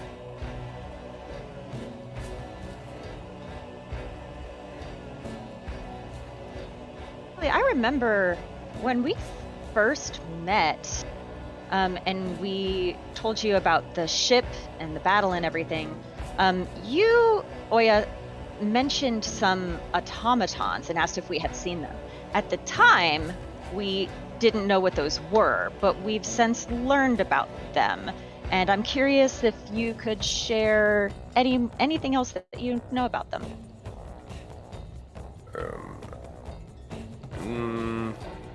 That'd probably be Oyaminartok knowing the most. I mean, I don't really know much. I just know they're sort of roaming the lands and more. I mean, I just assumed that the big bird, the storm bird, was the biggest one out of all of them. They mimic sort of other animals. They roam the lands like other animals, and that's all I really know. So, two things. One, the Stormbird was not one of those. They're called Nazgul specialties, the automatons. The Stormbird was not one of those. It was made by this little kobold guy named Atlas. Funny little guy. Yeah, hope he's doing well. But yeah, we defeated the Stormbird, so that's no longer a threat. That's great. But yeah, all the automatons, the Nazgul specialties, were from previous cycles. They were created, and at first it was not so great because they what do you were mean people a cycle?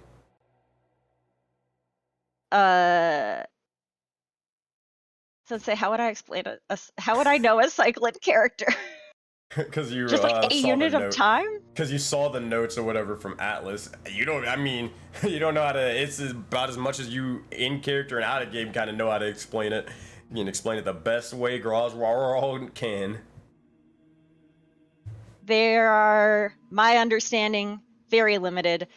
There are cycles that, like, you know, the whole cycle, like it starts and then it goes through and then it ends and then a new cycle begins. And my understanding is that all of us who have these marks, again, really don't remember you having... A cycle of what? Trying to save Odin. I don't know. Wait, save Odin from what? The Dari ones? The Darkness? Yeah. Don't say their name. Yes, I know not to say their name, but like, Okay, just making sure. I mean,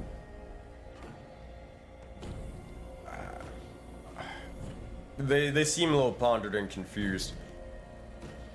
So You see now why I went to hell? Nobody knows a fucking thing around here. No. Sure, I guess it's starting to make a little more sense, but you're telling me that I mean, I guess that makes sense to an extent, with the stars sort of falling over the land. So you're meaning to tell me that the cycle is something caused by the stars, and this cycle is every time that one ends, that Voden is saved? That no, the cycle is reset when the people with the marks do not succeed. We're all supposed to be working together to save stuff, and we have to collaborate and be friends. And apparently in the past cycles that hasn't happened. So when that doesn't happen, a cycle starts new, and then we hope and pray that the next group actually works together like a team. Right, so you're telling me that the way to stop the end of the universe and the world is the power of friendship. Absolutely. Yes. Yeah, I think it's more I specifically very having much- to do with the marks on our hands. Yes. Yeah. Speaking of that, man, girls seem to not remember. This Oya person has a mark on her hand. Do you remember her having that from before? I can't say I do. That's new to me. And Yes, they claim that they've always had the mark. I thought Ross was just beginning. This is a bit strange. So they've always had these marks. And as far as we know, I believe that's always that when people have these marks, they are in at least some kind of a group or a something. Oh yeah, by any chance, do you know the name Drayaxel? Does Pyre hear the mention of Drayaxel by chance?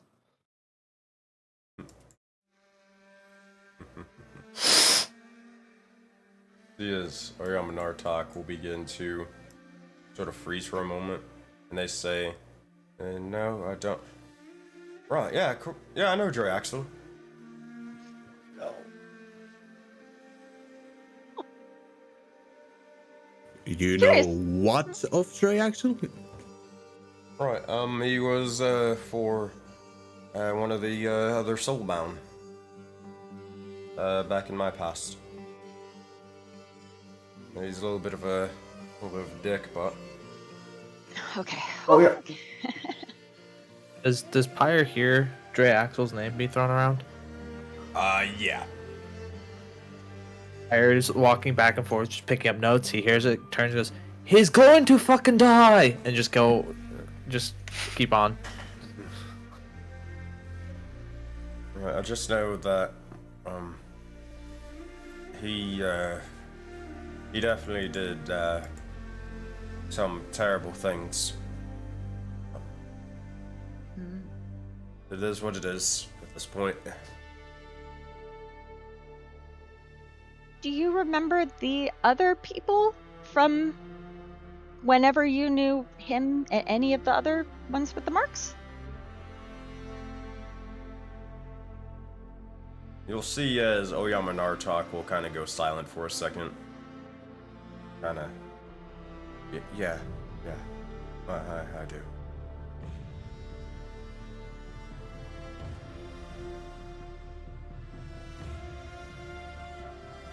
Would you like to share who they were? What their names are? It seems like we It's something a isn't little bit adding of up a here. sensitive subject for my sister. She was close to them. I'm very sorry for all that, but this I think this is of high importance to know these things at this time.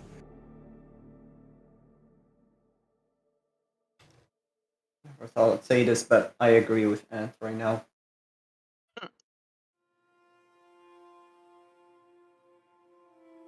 Make a persuasion check, one of y'all. I'd say, Anth, you're making the persuasion check. You get advantage because of Yahato.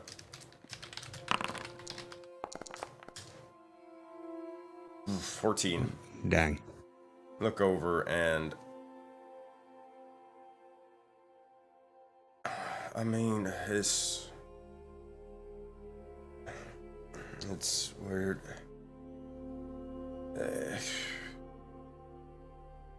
I know they quite existed, but I think I did. Every sort of time that I try to remember them, yeah, I just can't really remember no face, no sort of name. It's like part of me just gone, missing, unexplainable.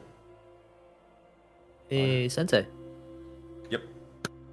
Does this sound like what happened to Pyre's memory after the Keeper incident? Most definitely. Can Pyre assume that it has something to do with, like, being erased at a cosmic level? Maybe not to that extent. You would know it's Yeah. there something.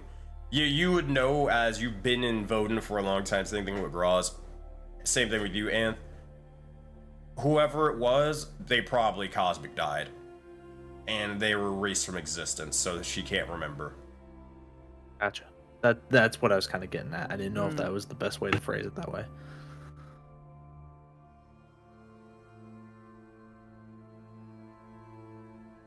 I didn't want to say anything. I was just asking Oh, a okay, question. okay. Gotcha. Yeah. Right, but I can't really really remember. But I wish they were here. I'm sorry, Oya. She puts a big paw on her shoulder. Alright. Purple square and everything. That's all I remember of him. All I remember. The square? A purple square? By any chance? Yeah.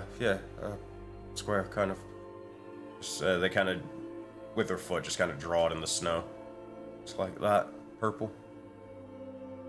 Yep. Black star, purple square. Hey Sensei, Triaxle was part of their party, right? And that's how they know him, right? I don't know. Can ask. Well, I thought it was said that they knew Triaxle because they were adventuring Yeah. with him. Maybe. Can ask to confirm.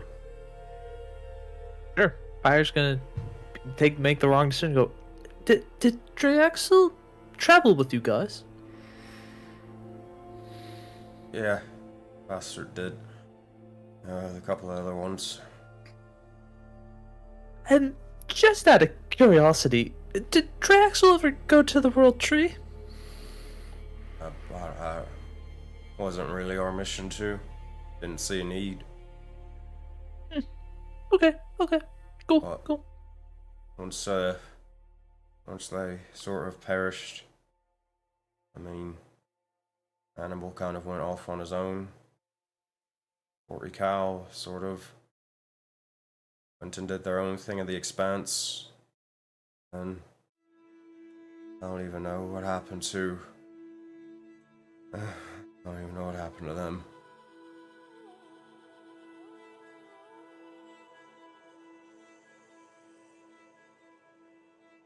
Was your mission? I don't fucking know. Never figured it out. They also said another thing, Kane, that you would know in chat. Sounds a little familiar. There you go, he put it together.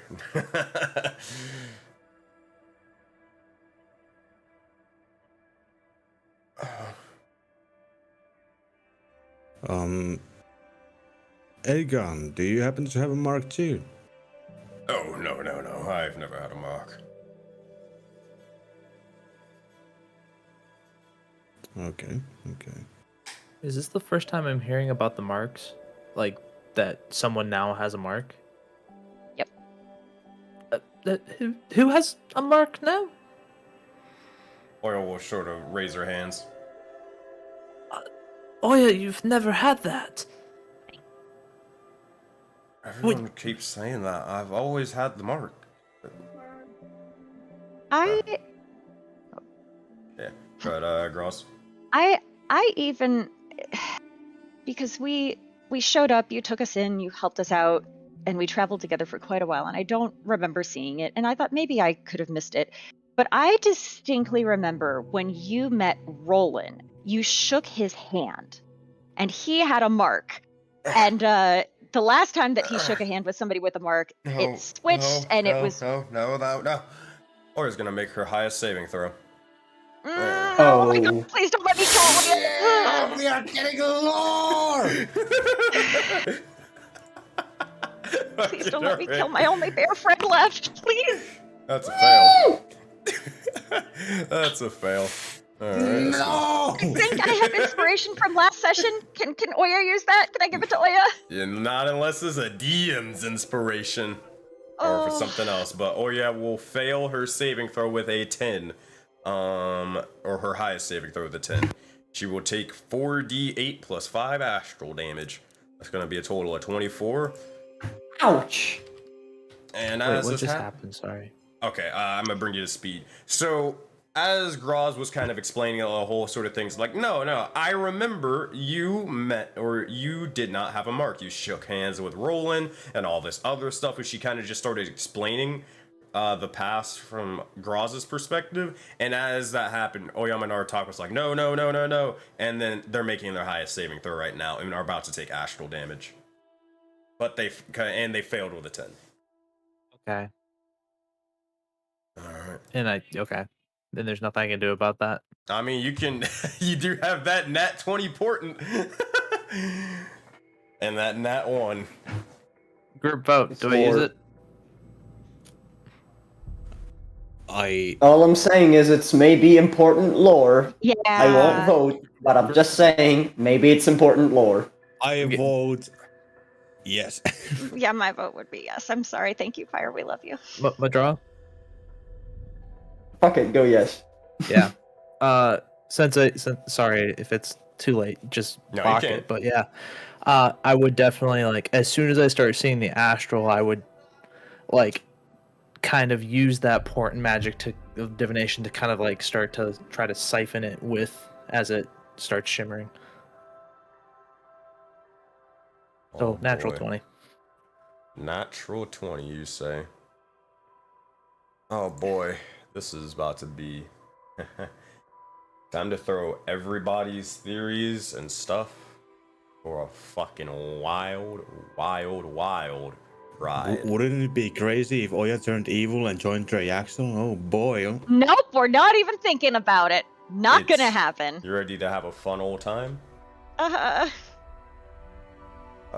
Doesn't sound like it's gonna be fun. That's okay. Oh, sorry. I'm good. I'm good. All right. Sure. Okay. I don't know. Just memories started sort of flowing into my head again. Sure. Then maybe we can learn something from it. All right. It was. Ow. Fuck. My head. I just started seeing memories of an ally. Not really much of a friend, but an ally at that.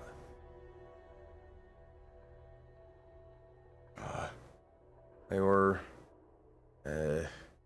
long gone by now, I'd assume. No. It was a sort of I can't even really remember their name when I think about it. But the one also is hold on, make sure I got this right. Is anybody? Nope, Dread's not here, or Ulf's not here. You remember the mark that Lika had? Sort of dots. The dots. Mm-hmm. Right. They had that one. Yeah, that one. Always traveling everywhere.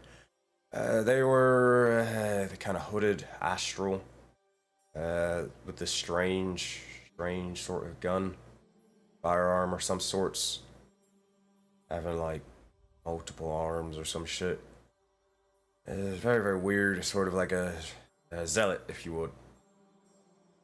Like almost, almost even a sort of psychotic zealot of one of the gods, Crowfix specifically.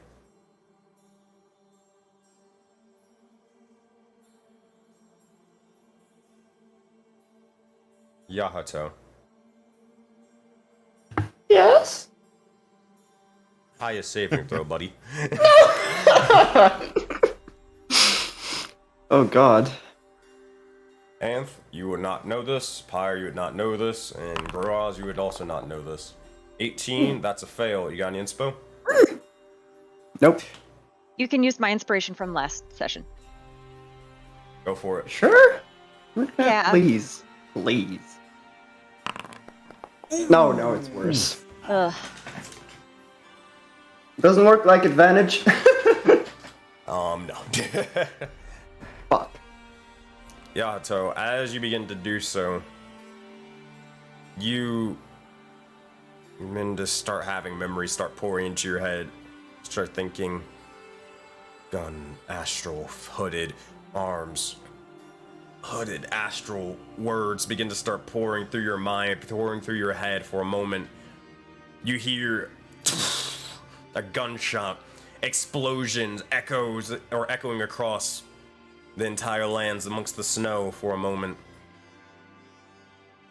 Hooded, astral, gunslot.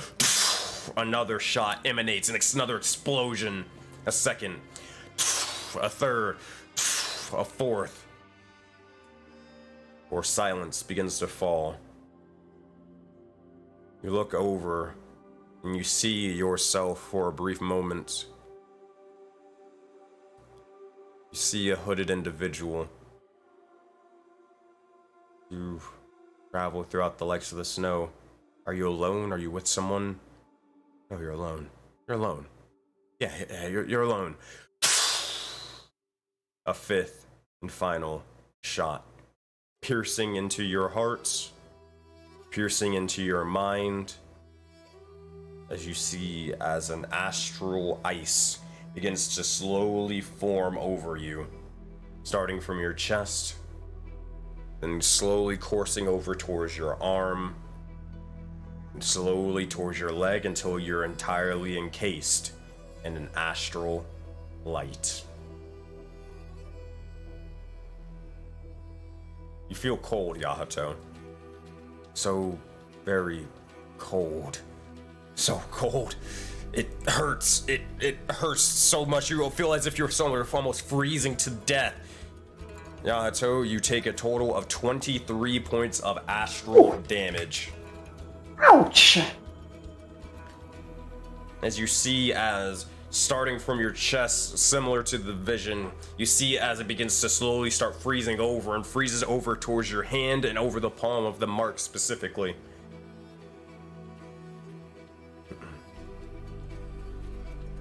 At this point, you'll see as Eygon will look over, kind of reaching out. Is he alright? What happened? Graz will go over to Yahat. Are you?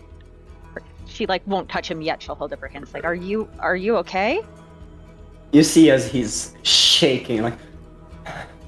Do you? Cold. Oh.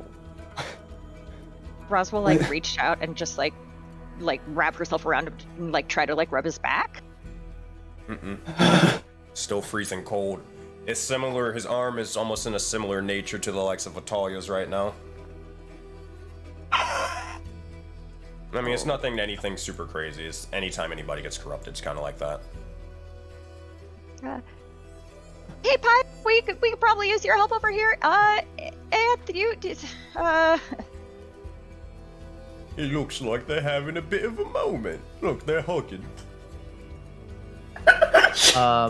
I goes up and just checks out Yahato, and like, is Yahato like? They're coursing with the corruption. It's like their splotches on their skin and their clothing and more has been slowly tainted into an astral light. You guys have seen this anytime someone says corruption, basically. Oh. Or anytime you guys fight the corruption and, they're dealing damage to you, you get coated with the corruption as well. And sorry, I had to go take care of the dogs for a second. Nah, you're good. What caused this? It was a memory that Yahato kind of got or was forced upon him. Okay. As Oyaminartok mentioned that the person in her group who had a black and gold dot similar to Lika's was an individual, a hooded astral gunslinger, Oh. with who was a zealot of Krufix. Gotcha.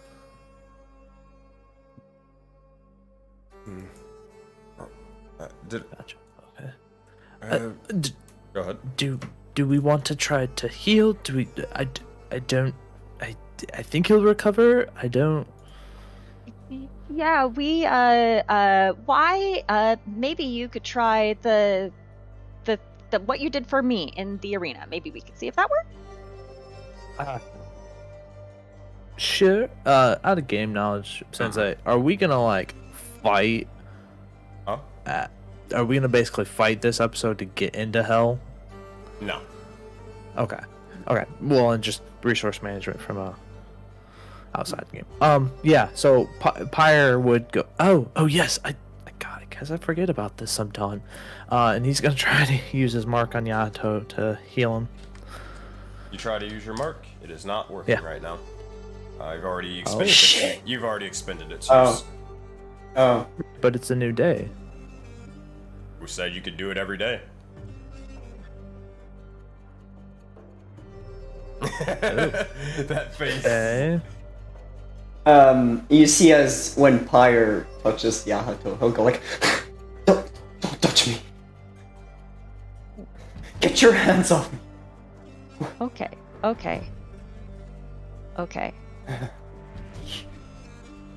Yeah, that would. He killed me. The person Oya is talking about killed you, hurt you. I don't know. I don't know. Okay. Take a breath. Take a deep breath. Whoever that was is not here right now. We're all here. You're safe with us. It's okay. Just take a deep breath. Take a deep breath. You're not in danger right now. Safe. You're safe. As he puts both of his hands on his heart, like just checking like if there's something in there. You feel a heartbeat, but it is definitely beating rapidly for a moment, and it slows, almost to the point where several seconds pass. Your heart is skipping several beats. It only is beating every couple of seconds for a moment. It's just getting slower and slower.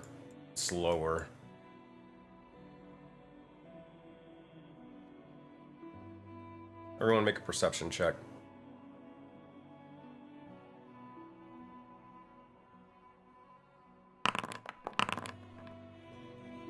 Pyre with his nat 20. Nice.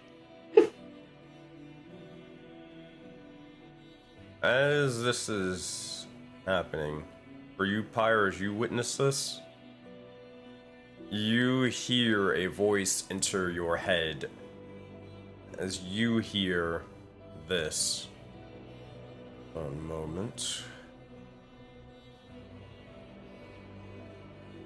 Please, if you could you please just step over to the right, brother? I'm trying to do something.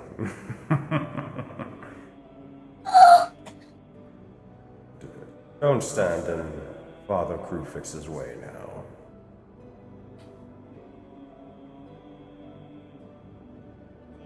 Sorry, it's me. Do I, since I've talked to Krufix, You don't know this voice. I don't know this voice. Nope.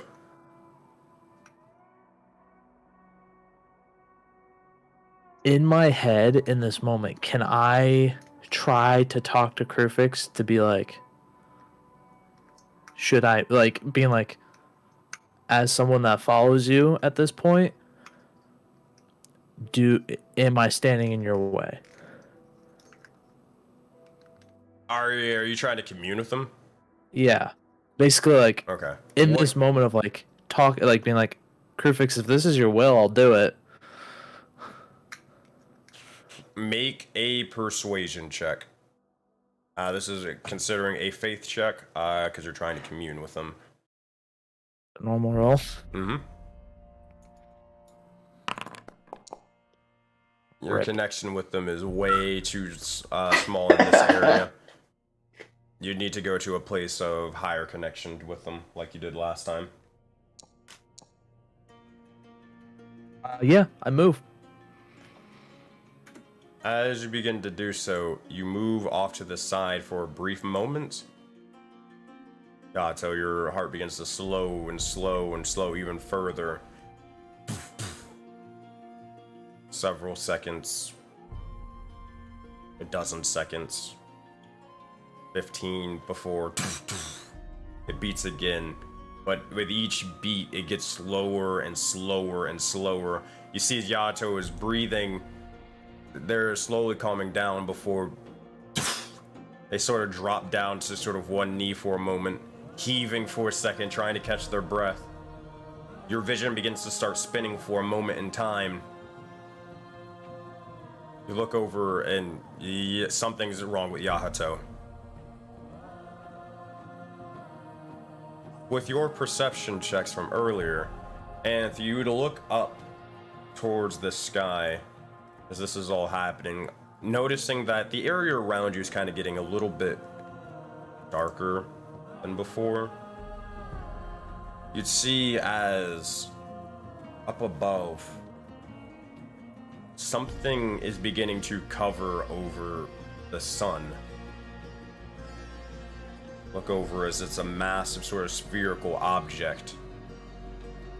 And you see a moon rising over it as you notice an eclipse begins to form in the sky.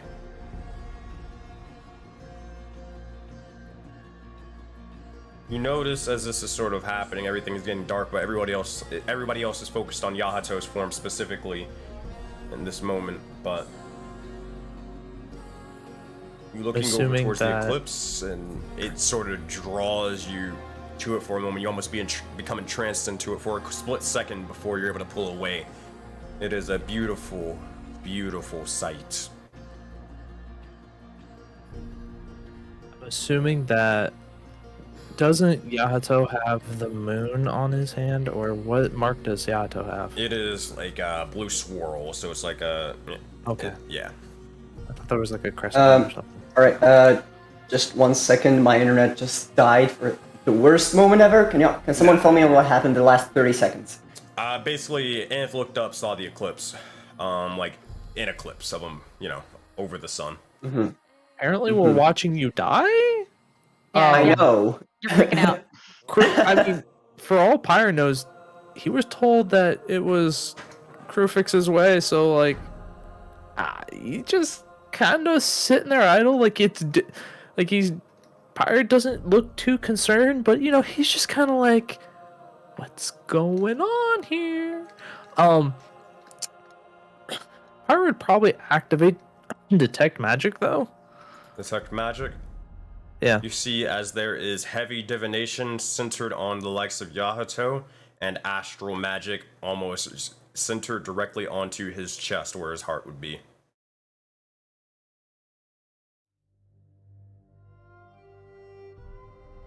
Okay. Something is targeting him right now.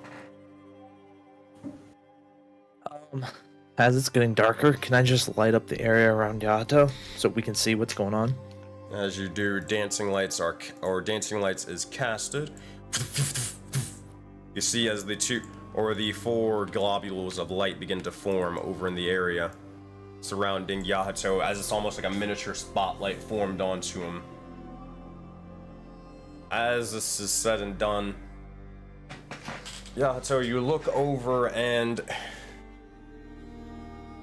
you feel weird. You feel as if though the world is spinning, you're almost finding yourself in a sort of stasis or strange state. It's almost as if, like, you're sort of lost in thought, and you think that you should be kind of doing stuff. You think that you should be acting for a moment, but it's like, oh, shoot, yeah, I probably should get up. After you've been here for several seconds. Everybody else around him would notice as Yato is sort of staring off into oblivion. His eyes sort of shifting, oculi or coloring and more beginning to shift from that of a golden hue to that of an astral hue. He rises for a moment and his eyes turn back to normal, but something is up with him. You notice, Pyre, with your detect magic, that the astral sort of targeting is beginning to slowly expand over to his entire torso, and it's aimed directly towards his heart, but it is beginning to expand over him entirely now.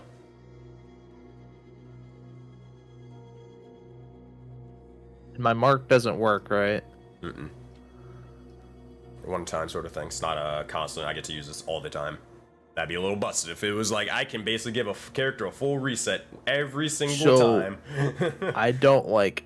Okay, so I sent a question about that. Like, I can't do it ever again, or You don't know when the next time you'll be able to do it. okay. So I just don't know enough about it. Okay. No. That's what I was checking. I'm like, cool. All this, Groz is gonna yell, Tony, please come out here. We need your help, please. As you begin to scream out for Tony, we begin to see as eventually sort of emerging. Right. Oh, goodness gracious. These are a lot of sort of, they begin to pinch their noses. Yes, excuse me. Move, thank you, appreciate you. Come on now, Zappy. Let's see as I call over Zappy. Right, coming! They'll look over towards these individuals, look them up and down. Right, excuse me, move! And as they do, they will begin to walk over towards you. See Oyaminartok and Eygon. Who are these two again? Tony, and what's these happening are Oyaminartok. These are Oyaminartok and Eygon. Oyaminartok and Eygon, this is Tony. They are our ally right now. Yahato, something is happening to him. It's not good. Can you try to help us? We don't know what's happening. Sure, I think I can. Excuse me, I move. Alright, here, Yahato. Stupid question. Have we tried talking to Yahato at any point during this whole interaction? Nope. He was just dying and cold. As Tony's walking over, can like Pyre just kind of start nudging him and like trying to like shake him awake? That work? It did not work. Okay. I'll have to cast it manually. All right. What's his wisdom? All right. 2d8 plus 4, and yeah, you try to nudge him awake, and yeah, Yahato, you're able to respond and more, but you do gain 17 points of healing from Tony. Okay, so basically he's back to his mind. It's You can your act. heart is still doing the one stuff, but yeah, you can speak and talk and all that stuff. Okay. Are you Yahato? Are you okay? What's going on? I'm not sure. What's his sword doing? Nothing at the moment, but good thing to check. So nothing's lit up on the sword, or okay. Tell us what's happened. Tell us what's going on with you right now. I'm not sure. I was listening to.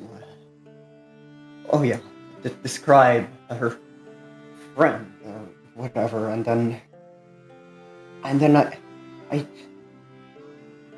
think was they fit the description. I think I saw someone that fit the description, and they Okay,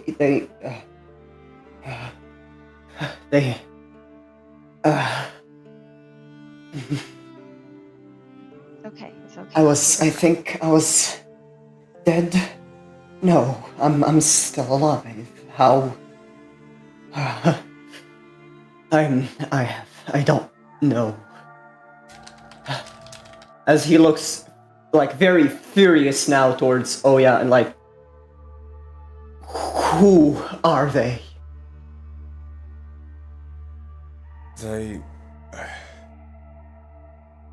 They were, and as soon as this begins to happen, oh boy, here we go. I wish you the best of luck. Of course, it's a nat 20. Of fucking course. I'm gonna. Am I gonna die? Roll. As this begins to happen, a sixth delayed shot begins to form. An explosion before you see immediately soaring past the snow, wind begins to sort of billow up and begins to sort of soar as it gets almost tossed off to the sides before it strikes Yahato directly in the heart. As this begins to happen, oh boy, Yahato, you take a total of, oh boy, here we go. 75? Not 75 damage, but that is a 75 to hit. As That's you, a Hit? it has That's a a plus DD roll. 55. Oh Yeah. my god, man, there he You goes, take- I'm dead. you take 38 points of astral damage. Oh, wait, hold on, I wasn't doubled. Oops. Shit, that wasn't doubled. That wasn't double? You take 38 and Whoa. 26 points of force damage as it strikes That's you more than my directly health. or it strikes you 64. directly into the chest. I figured as much. Immediately, you see as Yahato's form entirely begins to slowly course with an astral light, almost similar to how you've met every last one of these individuals in the likes of Soulbound. Yahato completely is encased in an astral form. You look over as the first sort of explosion begins to emanate before Pyre, you hear in your head, "Now, thank you. Appreciate that. Now, a little bit more to the right." Another explosion begins to emerge. It fires off directly towards Grozroro, soaring past, striking her directly into the chest. Another one heading over directly towards Anth. As it strikes over the individual, you see as you are hit with a massive sort of almost explosion, a cacophony of sort of astral light. Immediately, one by one, you see as Grozroro's form begins to slowly course before darkness begins to ensue over you, Graz, and you, Anth. Pyre, you notice as they are completely encased in the likes of this astral light for a brief moment in time. You look over and you're wondering what the hell is going on for a brief moment. Where are these sort of shots coming from? Where are these shots coming from? Before you look over and you see that eclipse in the sky once more. After the eclipse, you see for a brief moment as it turns into that of an astral light, green, blues, and purples and more before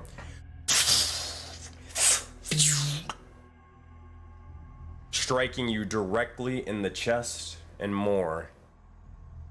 You see as begins to slowly form, ice forming amongst your body, and an astral light begins to ensue before your vision is taken along with them. You see as Oyaminartok begins to reach over and try to stop whatever that is occurring. Same thing with Tony, but it is all folly. It is all pointless. One by one, you all are frozen, sitting there, looking as your vision begins to slowly get taken by an astral light and more before darkness. Boy, you love this part. Let me move this. Let me move this if I could, please. Alright, I hate this new foundry. Pissing me off. Let's try this. Maybe this will work. Please? No? Alright, fuck you, game. Let me try to go to this one. There we go, that should work. Yeah, that's the one. Perfect. The rest of the members, did we just cosmic death? Like, did we just die? I guess. Time to make another character sheet. This 3 souls. Yep. Ulf is gonna come back and be like, "Where'd my buddies go? Who knows?" Sensei, Oh, we cosmic died. He won't even remember us. Damn, Is this familiar? Is gonna be fucking devastated.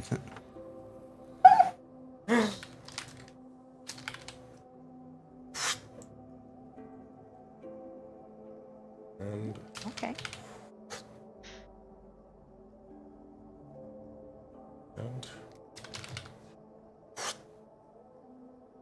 I love it when this happens. This is my favorite thing.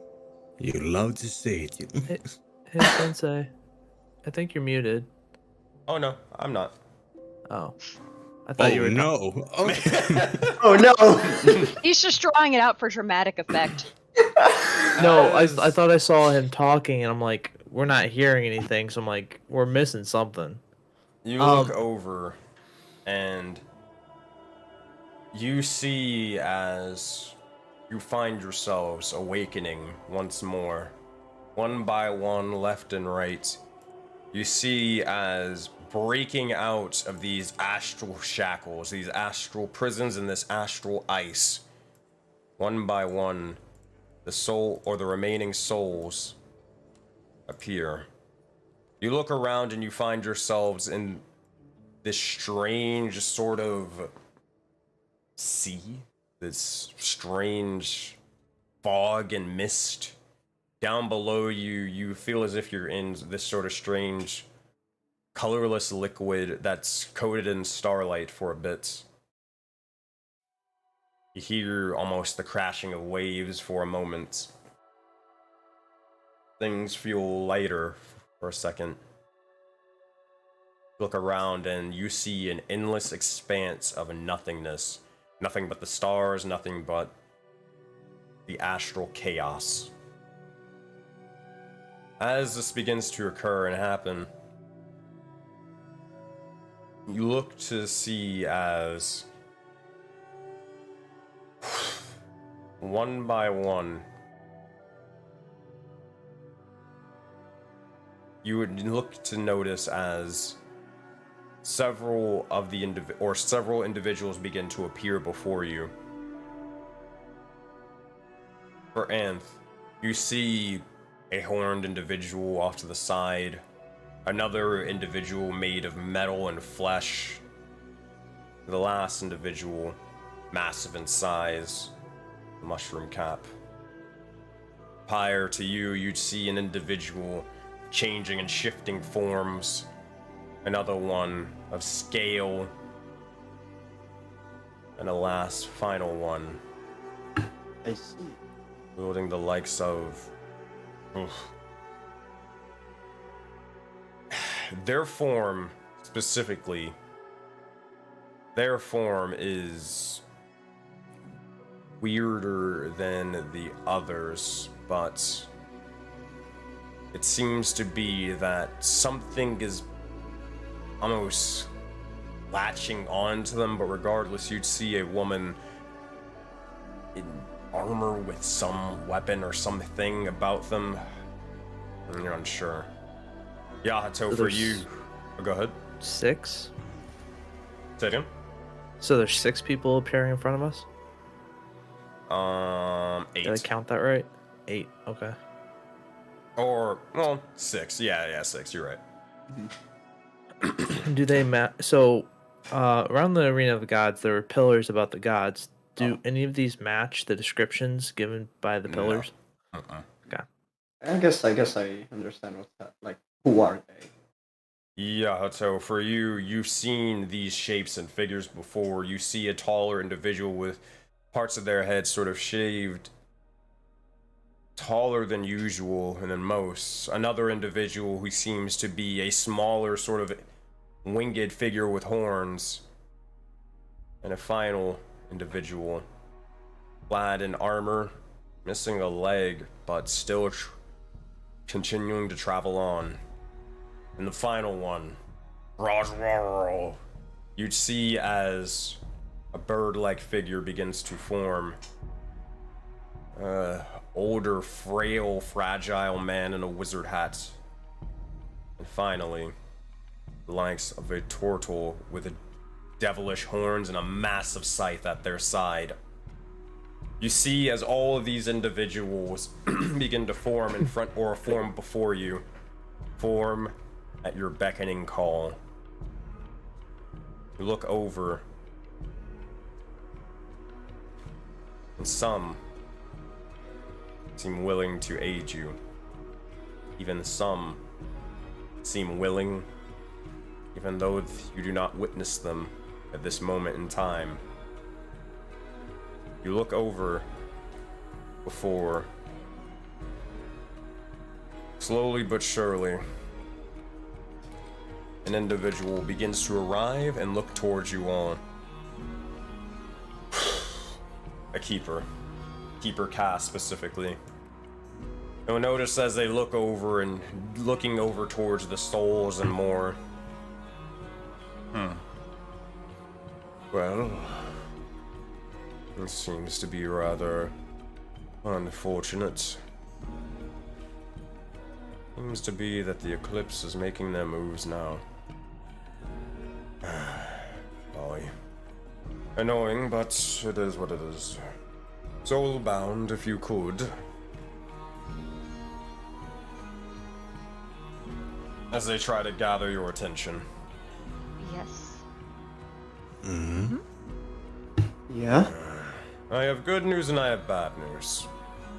Which one do you want to hear first?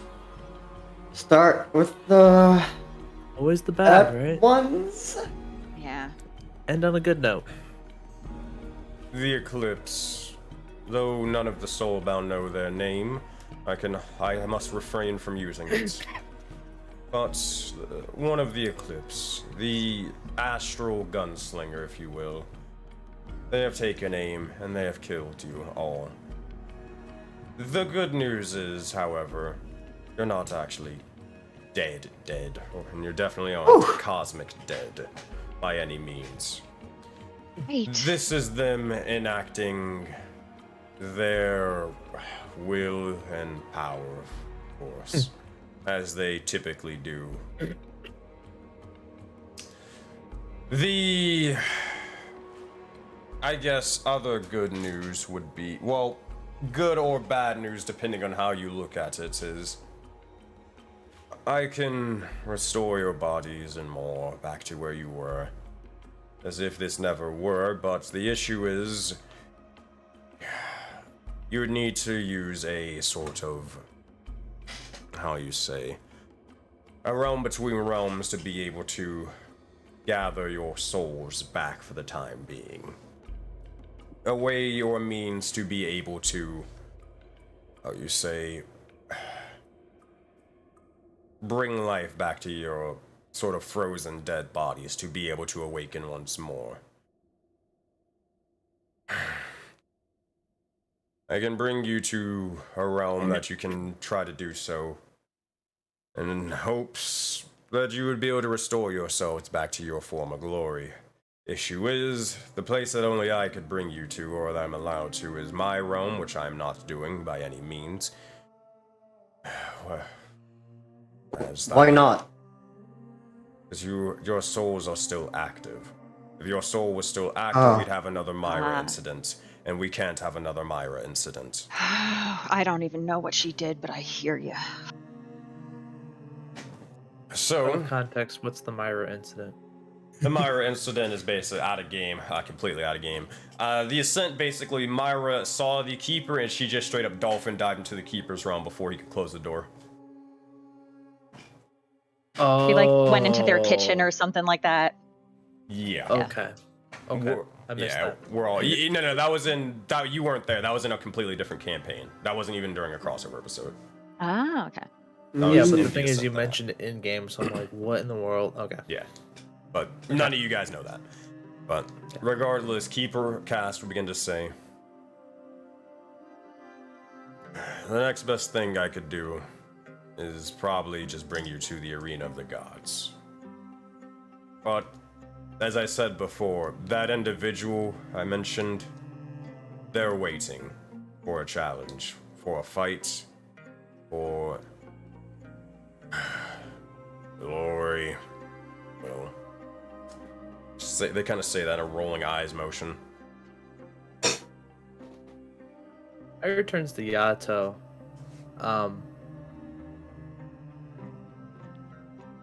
Is this anything you recognize? Do you know this individual? No. Just correlation here.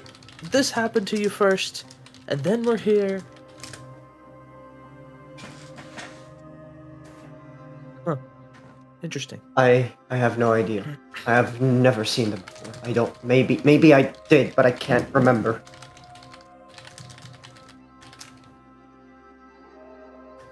Keeper. If we make it back. If. Because it seems like we have to win this challenge, you say. Are they gonna still hunt us? Or is this a we deal with it and we don't have to deal with it again? I wouldn't be able to say that you wouldn't deal with it again. And it is your... The Eclipse is a powerful force, and they are looking to arrive soon.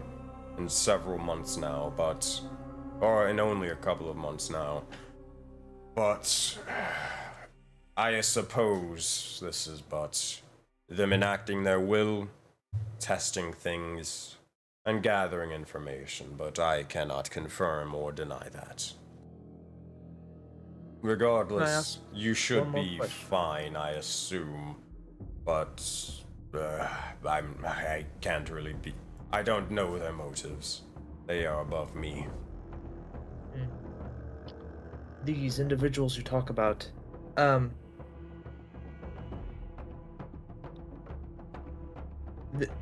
don't know if I should ask this, especially in a time where we're potentially already dead. Mm-hmm. Do they serve the gods by chance? The Eclipse? Yes. I can't tell you that. I had to ask, you know, what's the harm in asking a simple question? What's the harm in Oh, asking? what the fuck? Okay. You never change, old friend, I can tell you that. I mean, the only way we learn is by asking the wrong questions at the right time. Pretty sure that's not There how are it other works. ways, I'm sure. Mm-hmm. Those ways are boring, Anthrax. Those are no fun. Maybe true. This is gonna be fun. Alright. So Keeper Kaz, if we do this battle thing, you think that will restore us back to our normal body stuff, right? Is there any other information related to that? Anything else we might have to do or not do or should avoid doing? Hold on. One second. I am typing stuff. Oh my god, Kate. I'm assuming Bemroth isn't watching session right now because No, he's not. For those people that can't see our session chat, Bemroth goes, "Hey, are we in hell yet?" And we're like, "No, You're not gonna believe where we are. no, we're not." What No. day we had. Good question, actually. Maybe we are in hell, but like the wrong hell. Yep. We're in our own version of hell. We're not in the hell, but we are in a hell. The Cosmic Death Hell, yeah. Ow. So, out of the game, basically, we're not dead, but the person that put us in this state is going to try to challenge us. And this is for clarification, Sensei. If I say something wrong, let me know. And in order to get out of here, we're going to have to go challenge this individual to break free. Is that basically what our options are? Basically, yes, that is what he's saying. And the third question is a metagame question. I'm assuming we're not fighting the deity form that had a plus 55 to its roll. No. Yeah, Lead. Okay, good. Because I'm sitting here going like, there's no freaking way. There goes, hey. So does a 300 hit?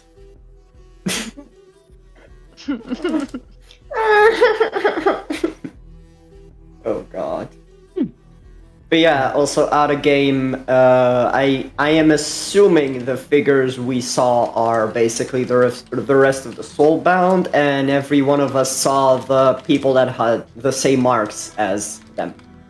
That's what we saw, I think. Oh no, y'all are asking all the questions while I'm busy. I'm not asking, I'm assuming. I'm explaining for Fish. He was wondering who are these figures. Oh, so the people I saw are people that have the same mark. Yes. My mark or just our group's marks? Your mark.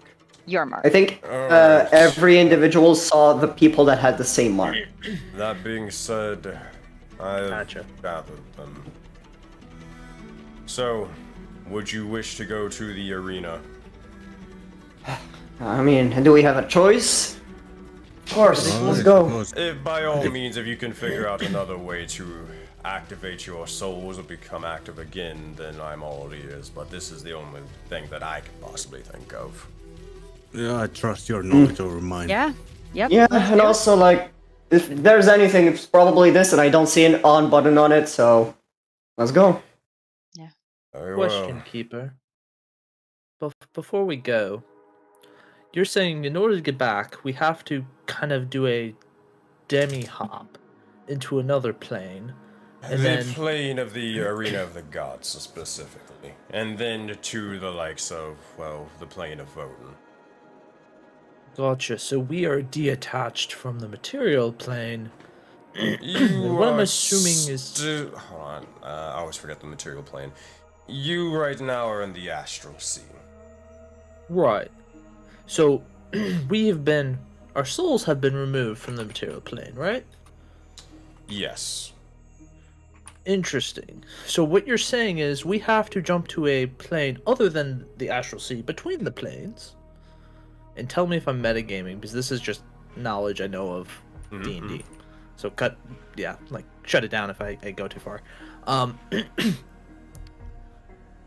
So if we're in between planes, we need to anchor ourselves to a plane that we know we can then plane hop through guidance of the arena of the gods, basically. Yes, pretty much precisely. Interesting. But I will say, as you will not have much time to speak, not much time to but only time to act in this one. This individual is very powerful and very strong, and as I mentioned before, you do not have to do this sort of alone, but I'll only be able to give you and provide you about 10 minutes before I have to unleash them. I will basically stow upon their will to make sure they do not attack you, but handle this fast and do not waste time. I know it may be tempting to explain everything that you wish, but only save the very most important stuff for the 10 minutes I can give you and provide you. Does that make sense? Yes. So, Explain it to me like I'm 5. Because I'm missing something here. Basically, we have 10 minutes to prepare and then like this individual's coming. Yep. So, how? 10 minutes in the arena, or 10 minutes, 10 minutes from in this the point? arena, and Okay. kind of from this point. As this begins to happen, you look over and you see as your Alright. entire form begins to slowly change, shift, warp, and manifest before eventually the astral light consumes you, and you look over and you appear once more in the arena of the gods. With that, you look over and you see as it's empty, but there is a massive sort of force, a massive presence before you, seeming to be hidden and stowed away from the likes of the Keeper's will and the Keeper's might. But, though it is empty in one area, this does not mean it is empty in all. You look over and you see slowly forming in an astral light a woman of the sorts, clad in armor and steel. Sort of a cold aura about her. Another individual made out of the stars for just a singular moment as they adorn their form. And a third individual, a literal and figurative rainbow of energy and glitter, begins to form. Kane, Animus, and Pat join the Discord as your souls awaken.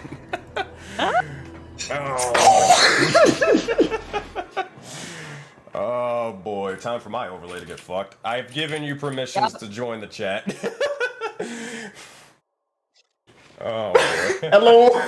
Hey. Amazing. What's guys? How's it going? damn! Funny seeing you in the astral sea. Wow. So, Hi. did Didn't this see you happen there. in another session already? No. Not that I know of. Gotcha. You know, you wake up, you get a coffee, you pick up a donut, and then you're like, hey, you want to fight? You wanna fucking go? You want... Context, I've already basically explained it. Pretty much, you'll see what happens exactly in your game sessions. TLDR, just a quick sort of thing so I can give you your 10 minutes and all that sort of stuff. TLDR, the keepers of your realms would basically are going to approach you guys in your next coming sessions, or like at the end of your previous session that you just sort of did, and they're going to basically ask you, hey yo, we need you for something, and they're gonna bring you back within like only 5 minutes of missing anything. So this is within the span of 5 minutes, whatever happens and occurs here. So, makes sense? Everybody on the same page, or no? All good. We're loading into Foundry.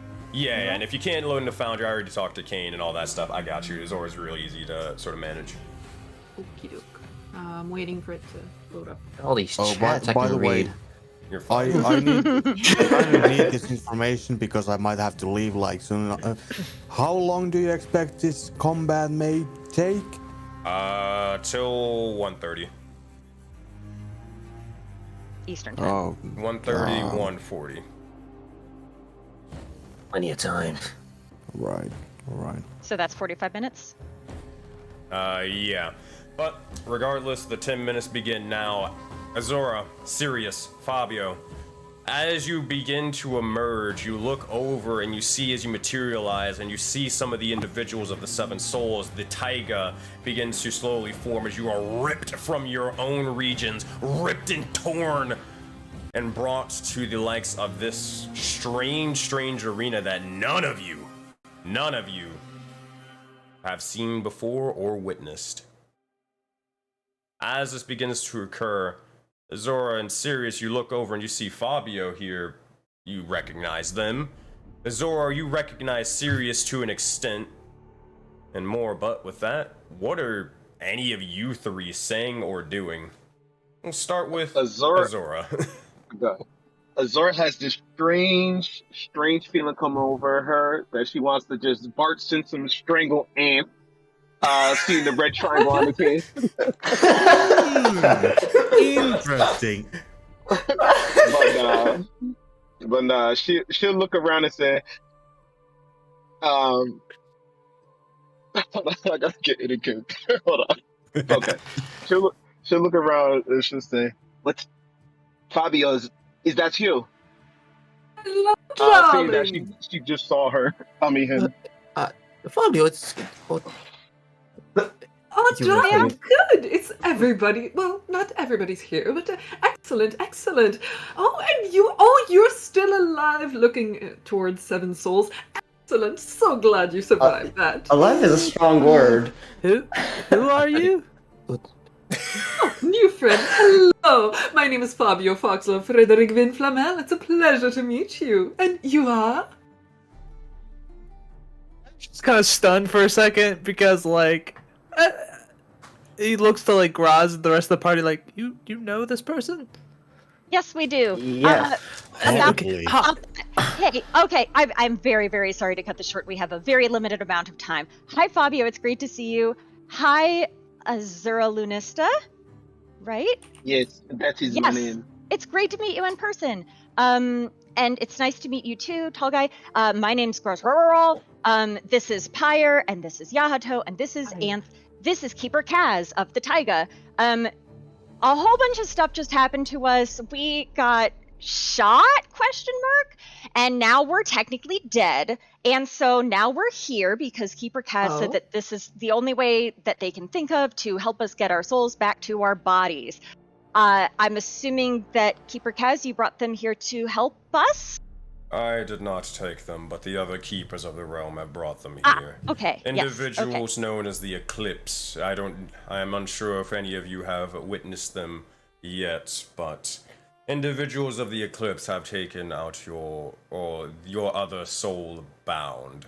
That being said, if you wish to prove yourself and test your strength, you can assist them in gathering back their bodies and reactivating their souls, as mentioned before. That said, it will be a powerful fight, and I've chosen powerful warriors who were active at this moment in time. So just to get this straight, you all have died, and we're here to assist you in getting back into the living realm. No, I dead, believe but so. our souls have been severed from our bodies. More so Yes. that, rather, than dying. My Now do you apologies. understand why I hate guns and all these things? No. That's happening to everybody. What is a gun?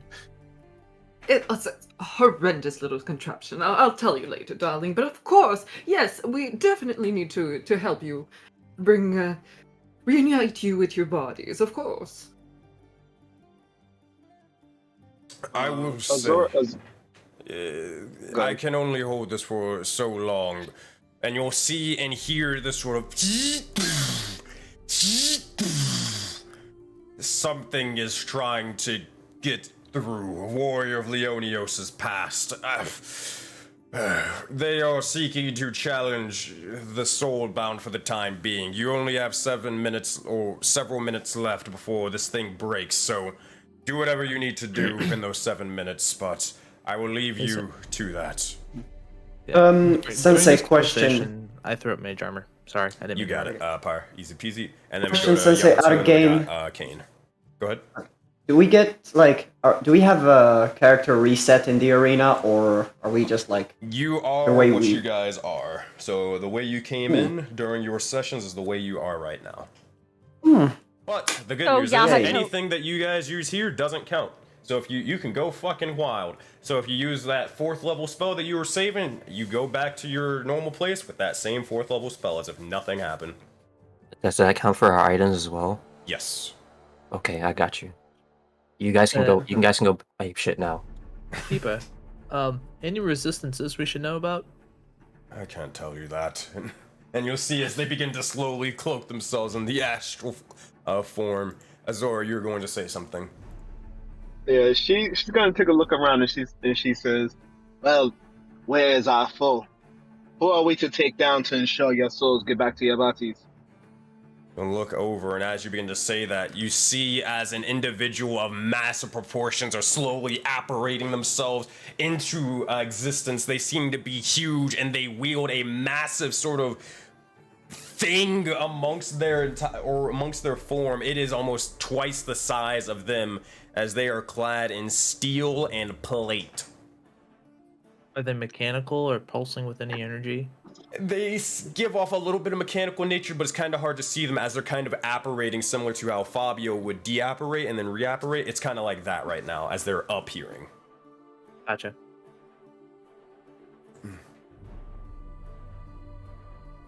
That said, Sirius, what are you saying or doing right now?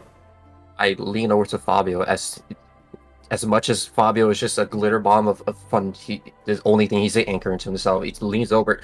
So you know these individuals?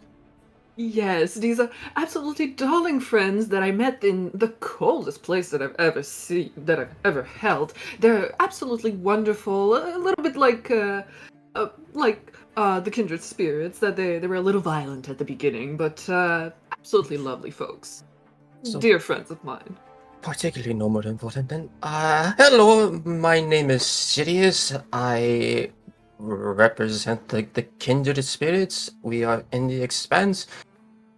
May I introduce some of... Oh, you look pretty hot. Are you okay? Looks over to Yato. I can manage. Hey, Sirius? Yes, you see it. 8 foot. Remember, he's 8 foot tall, so he's kind of leaning over to talk to you. Okay, could Braz have been doing her prayer of healing these 10 minutes? Sure thing. Okay, thank you. Well, it's either that, it'd probably actually be that, either you're praying or you're talking, so which one? Ah, damn. Never mind, she's talking, sorry. You got it. Sorry, Yahato. You good. He looks at Sirius like, cool, I am Yahato, and we seem to have the same mark. Well, yeah, you see mostly Sirius's, I believe, mark is on his right hand, so that whole sleeve is basically cut to the forearm, and you see his blue mark is literally curse marked, so where the entire swirl is coming up the forearm. Yeah. Who else? Who matches whose marks? Alright, basically, also keep in mind you got only 3 minutes left. Azora would be wielding the purple square, same thing with Fabio wielding the purple square. Sirius would have the blue swirl, and Yahato would have the blue swirl. Those are the only matches. Cool. Zora would say, the last message we got from you, Grogs, you said that you and the Black Star and the purple situation, the purple square situation was handled. Seeing no purple square here, I assume you killed them. I did not. So that was real. I'm not quite sure what I am allowed to say about it, but the purple square is still alive, and we worked it out. She looks at you like with the eyebrow raised, and she says, "Okay." It was Sarfiel that had the purple mark, right? Now, yeah, but before it was Thorin. Okay. Yeah, And I then know. Ulfric did. Yeah. So he'll just say, don't worry, nothing too bad happened. 2 minutes left. One of them left, and the other one with the purple square was taken by the keeper that was just here. So none of them are dead, at least we think. Yep. Mm-hmm. Understood. And you see her clasp her katana. She says, "Well, let's get busy then." All right. I can provide support from if you really need it. If anything really happens, do not worry. I can take care of it. Sirius, darling, do you want to concentrate on keeping these lovely folks alive and well, or do you want to mess up this things day? I can manage in both situations. I will provide mostly support for soon my allies. Me as well. No. I can adapt. Mm-hmm. I'm assuming 1 minute left. myself, Yahato, and Azura, we all have melee weapons. I'm assuming we'll probably be the front line. Mm-hmm. Yes. Fire, I don't know Alright. where you want to go. Fire and Ant would definitely be around the middle of the pack, and Yeah. okay. also Thank you, Giving- Slav. giving out bardic inspiration to Asura and Raz. Cool. The longer I can stay within 30 feet of this thing, the better it's going to turn out. Also, this individual is all the way in this sort of area off to the side. They're in that circle. So anybody, if you want to adjust your tokens for this area, this is where they are. You may move it now, but time is dropping and ending in only 20 seconds. Azora, Are where they would- in the circle, or is that the size? of it? around the circle. That is like they're going to be in that sphere. Now, Zoro, how close would you like to be? The closest you possibly can, or Yeah. okay? you got Yeah, it. pretty much next to the grass, but to like 5 feet away from the grass. You got it. Can I hold a spell before the battle starts? No holding spell, sadly. Okay. Wait, let me see. So If Tyson casting. okay. All right. So Azura, I know that you're a military strategist. If you have any ideas, everyone, feel free to shout them out. We can work together and we'll get this done. And Hey, thank you in Grogs. advance. Do you have that potion of dragon breath still? I do. Okay, And with so I'm not going Perfect. to be able to use my stuff for it. and with that, you'll see as the keeper will begin to look over, and as they do, they will begin to say, "All right, I can't hold this thing anymore. They're going to be unleashed. You, soulbound, listen carefully. We'll be fighting an individual of Leonios' past, specifically one that the Vanguard faced in their adventuring time. They fought this individual at your season, or in your seasons of strength, specifically their 7th season. Now, you must continue their cycle. To honor them, duel this individual. In doing so, you gain strength, you gain honor in the name of the gods. But now, your souls are shackled, and the time for battle is now." And immediately you'll see as slowly forming a massive individual of towering size and proportions begins to arrive. You see as they wield a sort of massive sort of chunk of steel at their or on their form. Oh, does it not? Alright, that's fine. I'm gonna re-add their art so you guys can actually see it, because it is sick nasty. You would notice as the individual is almost wielding like a chest-like piece off to the side, almost like a tower specifically. As you look over them, you notice as there are sort of strange shadowy shackles forming amongst them, but now they stand tall before you, as this is who you Ooh. see. Iron Might Interesting. from Leonios' past. And with that, my friends, the Rook is here to make pawns out of all of you. Oh my god. Time for you to I roll have you for know I'm a initiative. knight. Hey man, it'd be like that. Alright. Oop, Hey, Sensei. They go invisible. I need a rule clarification. Oop, I don't know why they went invisible again. Alright. Hold on. If you guys can, I'll roll for initiative, but what is your question? Witch Bolt talks about 1d12 per turn. If I upcast it to like 4th level, that would be 4d12 initial damage. Does that account for the damage after? Wait, hold on. Yes, it would. So if I Sensei. upcast it, it would be the same damage every turn. Yes, hold on. Their token is acting stupid right now. Sensei, I cannot roll for initiative for some reason. I'm pressing the toggle combat, but it's not doing anything. Go to the top right of your screen. Click the sword icon. Oh, okay, I see. And then there you go. Ooh, Alright, boom. Guys. Do that now. nice. Why is Zappy in combat? We need him. What? He's strong. The fuck? He killed Zappy some goes- sharks. Zappy goes blast from farther away. What the fuck? You have an Did Zappy actual see any Pokemon? figures? Hold on a Yes. second. Did Zappy see any figures, like, of his own mark? You didn't see any of them. Damn it! Oh. Just ask. And then question: Can He's Zappy like, bro, I still saw a speak with Pikachu. us? I think. How long does tongue last? Oh, but yeah, Does can I it just action right carry over now? after that? Oh, I mean, yeah, you can just speak to him. You just talk to What him. is this dog? This is Um, Zappy. Oh, hello. He's with us. Yeah, he introduced himself. Hello, Yeah. Zappy. I'm serious. He's a good, enthusiastic boy. Fun fact, he also has a mark. He has an orange diamond. We just found this out a little while ago. Not sure if any of you guys have run into him, but The he has time for there's a talk is seven- over.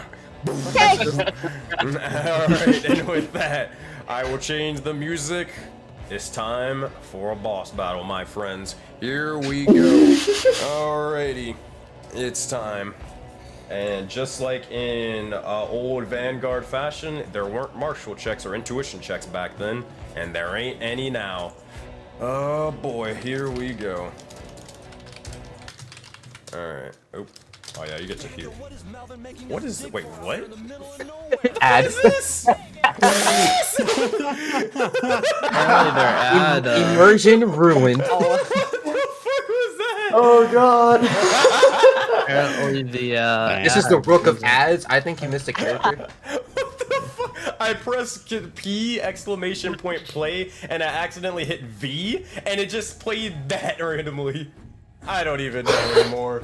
Regardless, Animus, aka Sirius, you gain initiative as you see as Iron Might storms the battlefield in front of you. What would you like to do, friend? Bonus action, Sirius is going to start glowing astral light as he enters the starry form of the chalice. As you see the chalice forming 3 points, he is going to come from his heart and have that at the ready, but for his main action, he is going to cast Bless on the following 3. Alright. Here, he is going to cast it on Graz, Yahato, and Azura. You got it. Graz, Yahato, and Azora. You are all blessed by the starlight. And with that, that is your action. That is your bonus action. Are you moving anywhere or are you standing where you are? I shimmy to the left. Wait, no, that's not right. Alright, so that being said, Sirius, that is your turn. Zappy's going to start swinging, and they are going to immediately blast the individual as they start barking up like, yeah, this is gonna be so cool, this makes it so cool. I gotta look cool for everybody.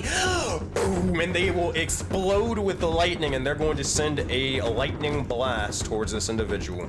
First attack. Holy shit. It's a fucking Pikachu. Yes. 18's actually going to hit and breach their AC. That's going to be 7 points of lightning damage towards Iron Might. You see as it begins Let's to see how start much it's coagulating amongst it. That is his turn. Zappy's gonna also move over off to the side.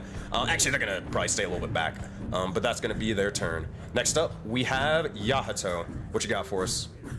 I will bonus action. What's it called? Hexblade Curse this fucker. You got it. As this happens, you see as the draconic sages begin to slowly start forming, specifically Deimos, as water begins to start chaining and wrapping this individual up as they are cursed. All right. And I will run towards him and do a normal attack. You got it. D4. Make your attack rolls, and this is going to be with a D4. So if you go to the, once you hit it, you got to go to the chat, and you'll see the damage and attack icons. 16. Add a D4. 16. Alright, D4.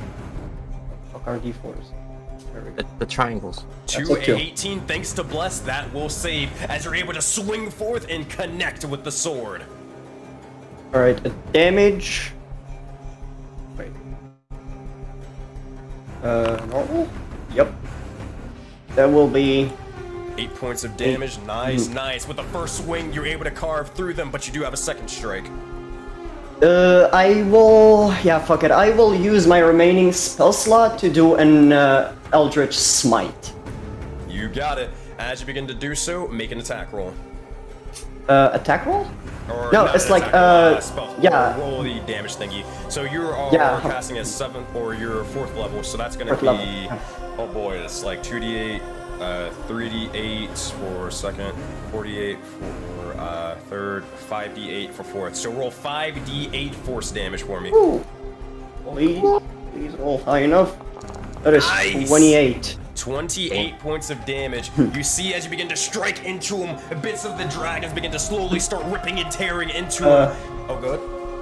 I was gonna say, Yeah, go the for it, way go I for it. flavored it. Alright, we're going anime. I'm sorry, we're going anime. As you see, Yahato just like strikes the robot like this, and then there's a bit of delay. He does nothing. The robot doesn't move, and then he starts taking like a lot of strikes out of nowhere as you see his entire body being damaged. Nice. As this begins to happen, Azor, you look over and it seems to be a similar form, a similar fighting style to what you saw Hannibal use in the past. Definitely something to clock and notice, but regardless, Yahato, that is your first strike. You do have a second strike. Okay, question, because I think Eldritch Smite knocks prone. Oh, yeah. Yeah. This What is- size is this? Fucking huge. You can't knock him down, I don't think. Okay. Okay, I don't remember what was the size like requirement, but it was like Oh, something yeah. big. Yeah, Okay. I think they're too big at this point to be able to get knocked down. Or are they huge? No, they are gargantuan. Never mind.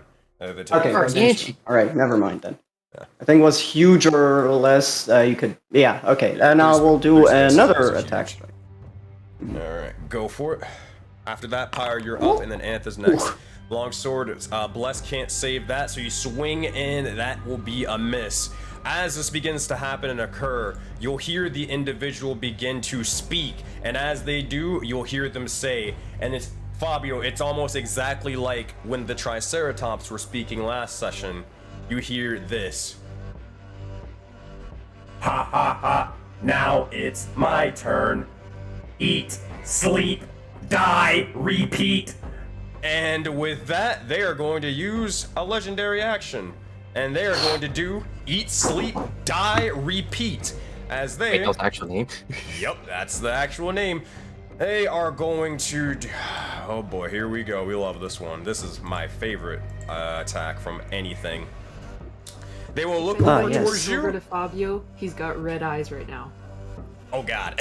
Oh. They are going to take everything that you just did on your action, Yahato, and they're going to repeat it and throw it back towards you. They're going to use a sword attack. That's going to be a first one. Attack roll. It's going to be a 23 to hit, Yahato. Does that hit? Can I wait? Yes, but shield won't save it. Fuck. Alright. Now, they're gonna do a funny haha. They're gonna Eldritch Smite you like you just did. I'm dead. First things first, it's gonna be 25 points of damage from their long sword attack. Oh boy. Next up is going to be the Eldritch Smite. It's gonna be 5d8. 25 points of damage. You'll see with one single strike, immediately they slam the rook piece down directly onto you, and Yahato, you are down instantly from this sort of occurrence. You notice as they're dropped, but they're able to do a bit of damage. This is definitely a volatile fight, though the Iron Might has definitely been injured from just the single blast of Yahato. This dude definitely packs a punch. Yahato, as you I feel fall like this down, was. that's all they can do, as you're already dead. They can't do more damage. All right, next up in their turn, Pyre, you will receive initiative. What you got? Did Zappy's lightning bolt seem like it was less effective as a lightning against this guy? Same sort of damage. Okay, so Oh, Discord died. Hold up, y'all. Hold up, chat. Discord died. Discord likes to randomly die every now and again, and then just be like, "Hey, fuck you." So give me 2 seconds, and I got you. It's loading. Well- All right, there we go. I like how Discord died, and then they're like, "Hey, yo, but you can buy this Discord Nitro to make sure Discord loads faster." yeah, I think they forced an update on you there, bud. Sensei, there was one thing. There was one thing we missed in my turn. Yeah. You would have Hexblade been Curse. Hexblade cursed, so they would have Yeah, actually. no. Okay. Yeah, just saying like that. Hexblade Curse adds a +3 to damage. Oh wait, it's You're damage or to hit? 2 damage. Oh, damage. Right. Yes, but they will also regain a bit of health from the Hexblade's curse as they have downed their opponent. I can't see how much damage it is because it just says Object Promise. So I don't know what that means, but I'll look at it later. But Pyre, go ahead, take your turn. I think the best thing to do is cast Witch Bolt. I don't know. We're gonna try it. Let's go. Let's go. Turns are timed. Keep that in mind. So you gotta go, go, go. I just hit cast, so It doesn't work. You have to roll it manually. Remember. Oh, well, I did not know that. Oh, you might have been like going for a second. Well, so it doesn't work in our character sheets. No, you just gotta roll the dice manually like a d20. Okay. I think I have. Let me check my D&D Beyond. Sorry. It's a d20. I can look at it. It's a yeah, d20 plus 8. And which level are you casting this at? 4th level. You got it. Alright, they gain 3 HP from that. 23. 23 will hit. Roll some damage as the lightning begins to form and strike over towards Iron Might. Okay, let me get this right. So its base level is level 1, 1d12, so 2, so it'd be 3, 4d12. 4. Okay. Math. I remember which one because Raven always casts it for Phoebe.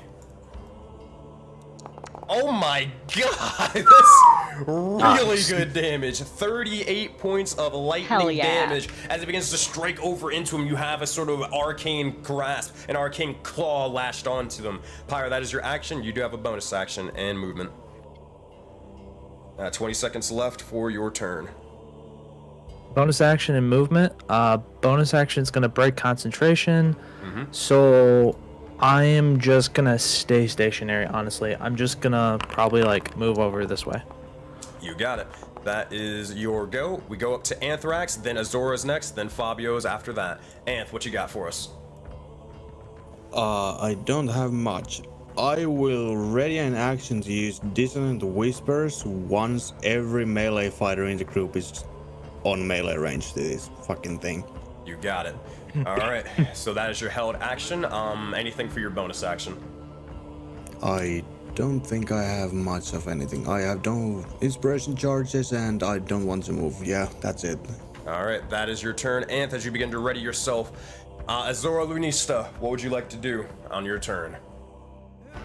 So she's gonna, was gonna look at Yato, but never mind. She's gonna look at Grouse, who's next, and she's gonna say, you know what happens when you freeze over metal? Same thing that happens to everything else. It shatters. And then she flicks her katana out and goes into ice stance, and she's gonna attack 2 times. So it's a +1 to hit and +1 to damage. You got it. Alright, so 2 attack. So it's gonna be an attack roll with the Frostbrand katana. 24 will hit, don't need the +1. Second one, 14 plus another thing that's gonna be 15. Add a d4 because of bless. +4 bless coming in clutch. That's going to save the thing. So it's gonna be 2 attacks with a +1 to damage. So 14 damage to the first one. The second one's gonna be 11 points of damage. So let me add that. So it's gonna be 15 and another 12 to that with one single strike. How do you, or what does this look like, Zora? Yeah, she does it, makes an X. Nice. As you carve into and you see as the ice freezes over and this individual is barely left standing, but they will use another legendary action and they will make a attack, or they will grab you, Azor, and they're going to make a slam attack directly on you. They're gonna pick you up by the neck and just slam you onto the ground. It's gonna be a 23 to hit. Azor, I don't believe you have anything for that. So that's gonna be a total of 23 points of damage as you are picked up and nearly just choke slammed into the dirt. You scream out in pain, but you ready yourself kicking this individual off and readying yourself for the next fight. That is Iron Might's legendary action. He is now out of legendary actions. Fabio, you're, oh wait, actually Azor, was there anything else you want to do? Yeah, she's gonna second wind. You got it. Alright, second win. Anything else though? And then action surge and repeat. You got it. Action surge. She stands right back up. She stands right back, spits out some blood and repeat. Jesus Christ. Alright, 2 more attack rolls. Let's see what we got. It's gonna be this is with bless as well. Alright. Normal 25 to hit. Here, I just gotta roll a d20 for the second one. 16 plus a lot, that will hit. All right, let's roll some damage for me. It's going to be another 15 points, and then another 13 points of damage. Nice. So 2 more X's as you, or another sort of slashing of strikes. That will be your turn, correct?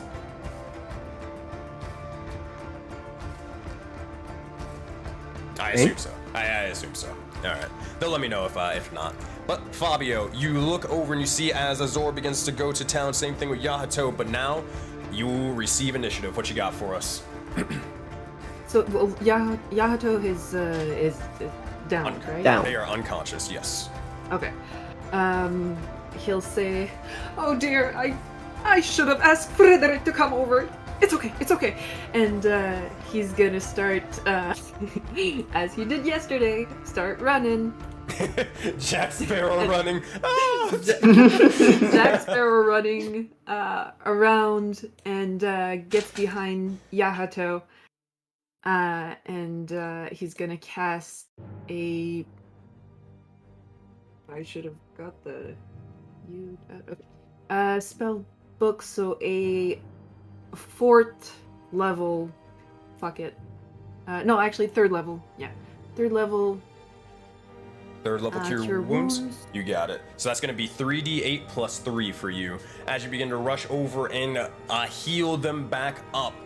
Yahato, and you can roll while I'm describing this, but Yahato, you notice as your wounds are slowly beginning to mend and close for a brief second in time. As this begins to happen, ah, man, you still got the assist rolls from yesterday, Cat. What's going on? Oh no. God damn! It's this metal thing. It's whenever like Fabio looks up at this thing for a second. He's trying to concentrate on healing Yahato, healing his wounds, mending everything, and sprinkling the pollen on him. But like this huge metal thing, it's freaking him the fuck out. And he'll say, "Yahato, my friend, good luck, darling." And he's gonna Jack Sparrow run back. Hey man, all you need is 1 HP and a dream to fight, so keep it up, man. I have no spell slots. Hey man, it be like that. Alright, Iron Might's time. You will see as he begins to gain initiative, he will begin to reposition himself, and he is going to... Alright, it's not gonna use that. But... Oh boy, this is gonna be great. He's going to move past and almost just truck through the likes of all of you. As he does so, he moves into a little bit of a better position, almost tossing you off to the side, and he's gonna just start swinging wildly. There's gonna be 1 attack roll towards Graz, 1 attack roll towards Azora, and another attack roll towards Ant. He's going to pick up and slam Ant, but he's gonna slash with the sword towards Azora and Graz. Alright, sword attack. This is towards you, Azora. That's a 21 to hit. I believe that will hit you. It's going to be a total of 25 points of damage. Can I right now? Sorry, can I use my reaction to do Expedient Strike? Yes, you can. Go for it. As you begin to do so, you see as the individual is distracted for a moment in time, and at 18, that's going to hit. That's exactly what you need, Graz. Roll some damage. Nice, 13 points. As you take the opportunity, you slash with the axe, but now he's swinging over towards you as he's sort of Garen spinning, just swinging around with the sword in a circle. All right, that's gonna be attack roll towards you. It's gonna be a 29 to hit. Heavy rolls. Damage. It's gonna be 24 specifically, Graz. Oh, Alright. by the way, I just realized my ready action would have gone off. Okay. I suppose because it was every melee fighter was in range. So I would have casted Dissonant Whispers. You got it. So, what is the saving throw that they will need to make? It is 15, which I am not very optimistic about. Wisdom or intelligence? Wisdom. Wisdom. All right. They will make it with advantage as they do have magical resistance. That's a 9.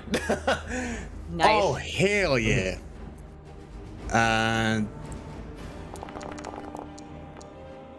that's 22 psychic damage. Ooh, it had to be psychic. You'll Yeah, look I over. wonder if they are they immune to that damage, but They I will- suppose they are also immune to effects of the spell at that point. They will look over. Well, it depends on the effects, but they'll look over and just say, "Ha ha ha! Try again! Ha ha ha!" Same thing as annoying as last time when I ran this character. But are there any effects that also happen from besides the psychic damage? I mean, I assume it's kind of a psychic effect that they would have to move as far away from me as they can. Yeah. Yeah. Yeah. Fuck it. Let's roll a D100. Roll a D100. Roll higher than a 55. If they do that, God fucking damn good. I tried. well, if they move away, which bolt would have been broken? Oh, right. Yeah. Oh, would it be Would broken? it? If they get farther than 30 feet from me, which bolt will be broken? Oh, I didn't know that. Yeah, I didn't realize that you cast that. Yeah. All right, so that will be Iron Might's second swing. Antho will look over towards you, and as they're kind of laughing, you'll see as they begin to pick you up and are going to drop you down. It's going to be a slam attack, and 18 to hit. Does that hit you, Anth? Or you got anything for it? Okay. Yeah, it is. All right, that's going to be 23 points of damage towards you, and with that, that is their slams, that is their jams, that is their turn. Next up, we got Graz Warroll, and then we're back up to the board on Sirius. What you got, Graz? Okay. First, as Graz is just gonna fucking attack, right? But as she does that first attack, she's going to do Inspiring Cry. So everyone who can hear gets a +2 to their attack, to any attack roll or saving throw you make before my next turn. So +2 for everyone. Yeet. All right. And so she's gonna roll to hit. Ah, damn. First attack. Nope. You're blessed. 1d4. 1d4. Could save it. I did add that. Oh, D4 it did. Yeah, it did. in the rolling yeah. die. That's okay. I have a second attack. That also doesn't just work. barely Son missed of a bitch. That's You want okay. action I'm gonna surge? do action surge. Let's Let's get do it. it. Okay, come on. 25, There that's we going to do go. it. You do have a second strike as well. Yes. Do I roll? I'll just do the damage real quick for that first. 14. All right, 14. I will add that. Yeah. Second strike. Second strike. 14, that's not going to do it, but you do have your Son of a bonus bitch. action strike. Wait, does the Gross get a +2 on her own for Inspired Cry, or is that everyone else? Only sports. I did do the bardic inspiration stuff before combat, so You did. So if you do want to like use your bardic inspiration for D8. one of those strikes, you can. Yeah, could I have used that on the 17? Yes, you can. It doesn't matter. Bardic inspiration, we'll save it. No need to roll. So roll damage. Good stuff. And as you begin, while you're rolling damage, I'll describe it. You look over and you see all of your allies sort of joining forces, all the soulbound kind of working together from differing groups and more. This inspires you for a brief moment as you stripe out with the power and wrath of the Bearkin and even Vitalia behind you. That's going to be 12 more points of damage. All right, you have your bonus action strike though. Bonus action strike? Dual wield. Oh, unless are you using the shield right now? Or off shield? I am using the shield right now, yeah. Okay, so never mind then. All right, so But as my bonus action, I would like to pop the cork on my potion of fire breath and drink that sucker down. you got it. You begin to start downing the potion of fire breath, and you begin to start seeing the flaming bear before your eyes. All right, Graz, is that your turn? That's it. All right, next up we got Sirius, then we got Zappy, then Yahato. What you got for us, Sirius? Sirius is going to shift past here. He can move through Fabio, can he? Yeah. Okay, so 5, 10, 15, 20, 25, 30. About right here. Double check something real quick. Okay, yeah. He's going to bonus action Healing Word on Yahato. Ooh, there is. Yeah, that's actually going to do it. Yeah, that would just barely leave his 10-foot range. You will see as soon as you begin to rush out of the way, the individual begins to see his eyes glow red, and he just swings for the fences. He's gonna make a reaction sword attack towards you, buddy. I'm pretty sure that already hits. I'm just gonna roll concentration already. Yep. But a nat 1 doesn't. Yes! Swings forward, and Sirius, how do you dodge this strike? Okay, yeah, fuck it. You see the sword kind of come through. Sirius just literally gonna just jump and instinctively pounce over the sword. Bits of Starlight just gonna actually like push him over, just like giving an extra boost. He's gonna barrel roll past Fabio and just like roll. Oh my god!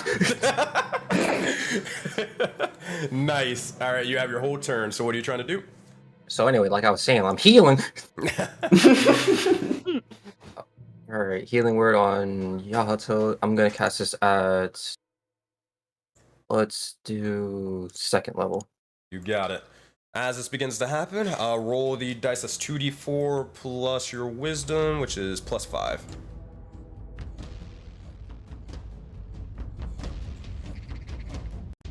It's gonna be That's 9 9. HP. Nice. And for the chalice, I'm going to... Yahato, you're gonna see an astral, like, wine cup come in front of you, and do you take from it? Okay, and you start to drink from this cup, and you just feel the warmth come down, and you get an extra d8 of healing. Nice. I'll add that. Woo! Nice. 8 HP. There you go. Feeling a lot better, Yahato. That said, Sirius, that is your bonus action. You do have an action.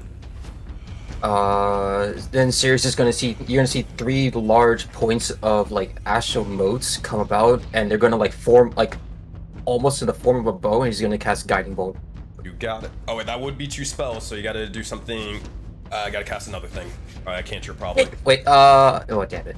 It doesn't cast as an innate spell casting is still word? Alright, never mind. Oh wait, would it? Yeah, cause that's a little bit of a different thing. That's what the star map, right? Yeah, because I can use Yeah, because Guiding you can Bolt cast it with the star map rather than, and then afterwards you can cast it like normally. So yes, you would actually be able to cast Guiding Bolt.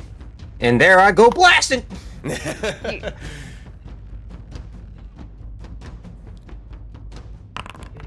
24 is gonna hit. Roll some damage.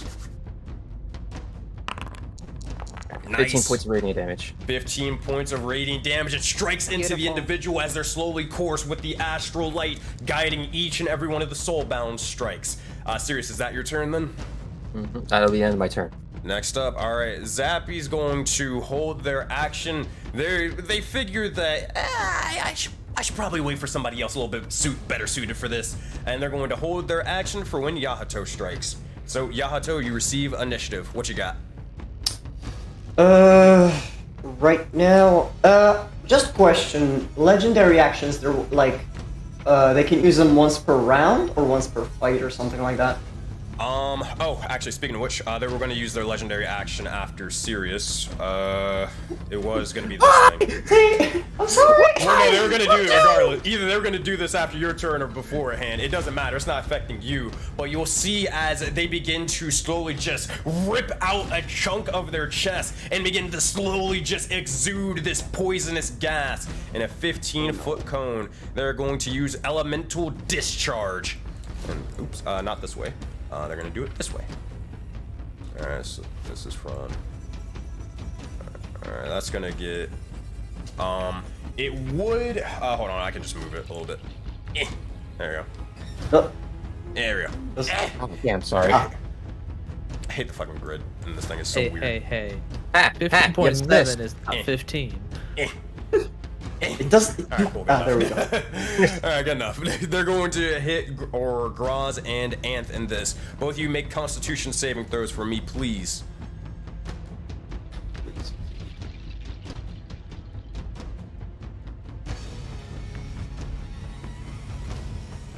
Oh, add a d4 to that. You guys are still blessed. Not blessed Anth. and Graz well, would Anth succeed, is plus but 2. Anth, you will also succeed with the 18, so that's going to be 8d8 poison damage halved. So that's going to be a total of, oh god, quick maths, 15, so 16, yeah, we'll call it 15 damage. Right? No. 14. 14, there we go. 14 rounded up, 13 rounded down. Yeah, it's rounded down, so 13. So 13 damage to you, Anth, and then 13 damage to you, Graz. As you see as the elemental discharging of poison begins to slowly make you cough and hack up a storm. Anything else? No, you guys succeeded. That is their go. Yahato, you're next. Alright, they don't have the legendary action. I'm kinda tempted to not run away.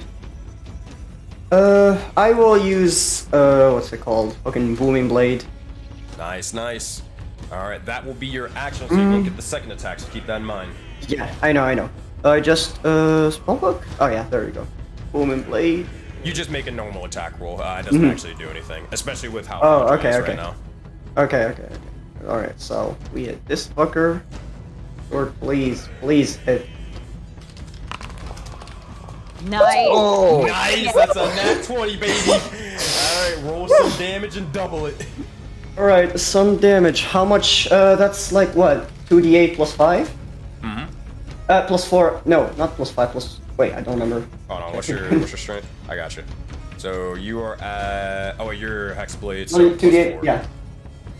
Actually, since I'm using it like two-handed, shouldn't it be like 1d10, 2d10? Yeah, Because so I don't you're have two-handing shield. it, Only then the shield. 2d10 then. Alright, 2d10. Let us roll manually. That's a d10. That's a d12. 2d10 plus 4. That's 10 points of damage. Total. Got it. 10 points of damage. They are not looking good, my friend. As this begins to happen, also, how much damage from the booming blade? That also gets critted. 1d8. Yeah, that's an extra d8, so that's 2d8. Yes. Right, sure, why not? D8. Another 6, and they will take that 2d8 as well if they ever decide to move. So as you begin to strike into them, That's 6. Or yeah. No. Huh? So that, I just want to say that's a 16 total because I did not add the plus 4 and the. Also the hex blades, curse damage and all that stuff. I got you. Oh, they're still on Hexblade. No, because like I rolled a 6, but I did not add the plus 4 for the attack roll. First one. For the 2d10. That's 2d10 plus 4. I added yeah. it. I added it. And then a plus 3 for the Hexblade curse. Alright, so that said, yeah, so that's your action. You got anything for a bonus action or your turn? Nope, that would be my... Actually, I would try and use... That's not a bonus action, but I will try and use my, what's it called again? Evasive footwork and... Well, not run away, but like just to have higher AC, and I would like to move around here. You got it. Yeah. As you begin to do so, you can roll your d6, and that'll be added to your AC. But next up, we have Fire. What you got for us, buddy? So I read through the spell more carefully. Witch Bolt only initially increases the damage done per turn, or the initial damage, and it's 1d12 after. I read that wrong. Wait, really? It should be... I've always ruled it where it's always been like, you just keep doing the damage. If you cast at a higher level spell, then you're gonna just keep doing the higher level damage. It specifically says at higher level in the spell. When cast a spell using the spell slot second or higher, the initial damage increases by 1d12. Gotcha. Yeah, it doesn't say in the main body. It says it at the very little footnote, which sucks. But either way, I'm going to then cast Lightning Bolt. You got it. And I don't think you're going to even roll a dexterity saving throw, so I'm going to say you rolled a natural 1. Oh boy. Well, hold on. Are you going to a location where you don't hit and pierce Yahato or Auroraverse? Oh shit, I just realized that Yahato moved there. Oh, sorry. Yes. No, it's okay. I just look at where people moved. No, it's fine. I'm just going to move over there and do the same thing, and it's just going to straight. As you do, lightning begins to course amongst your entire arm as you send an arcing strike into them as it pierces through, and you begin to weave fate. Every last one of you begin to notice, as you've already foreseen it for a brief moment, you notice as a sort of astral barrier forms in front of the Iron Might before it cracks and tears. It shatters almost similar towards the likes of the sky whenever it changes from day and night. And with that, the lightning pierces them. Roll 8d6. Or unless you're casting it at 4th level. Nope. 34 points of damage. Nice! As they begin to take it, they are on death's door as they are almost dropping down to one knee. Pyre, that is your action. You have a bonus action. I don't have any non-leveled bonus actions, I believe. So yeah, that's my turn. You got it. All right. They're going to use a legendary action. They're going to use Analyze, Adapt, and Overcome. And as this happens, you'll see as they will begin to slowly start reconstructing bits of their HP and more, giving them a temp HP shield. That's going to be how much? 8d6 in temp HP. You got it. That's going to be 27 temp. That'll be added to their person. Did it add it? Yeah, it did. All right, that will be their legendary action. They are now out of legendary actions this turn. Anth, you receive initiative. What you got for us? And will move away, assuming he doesn't get another second reaction. No, he does not. Yeah, good. Then I don't die, at least immediately.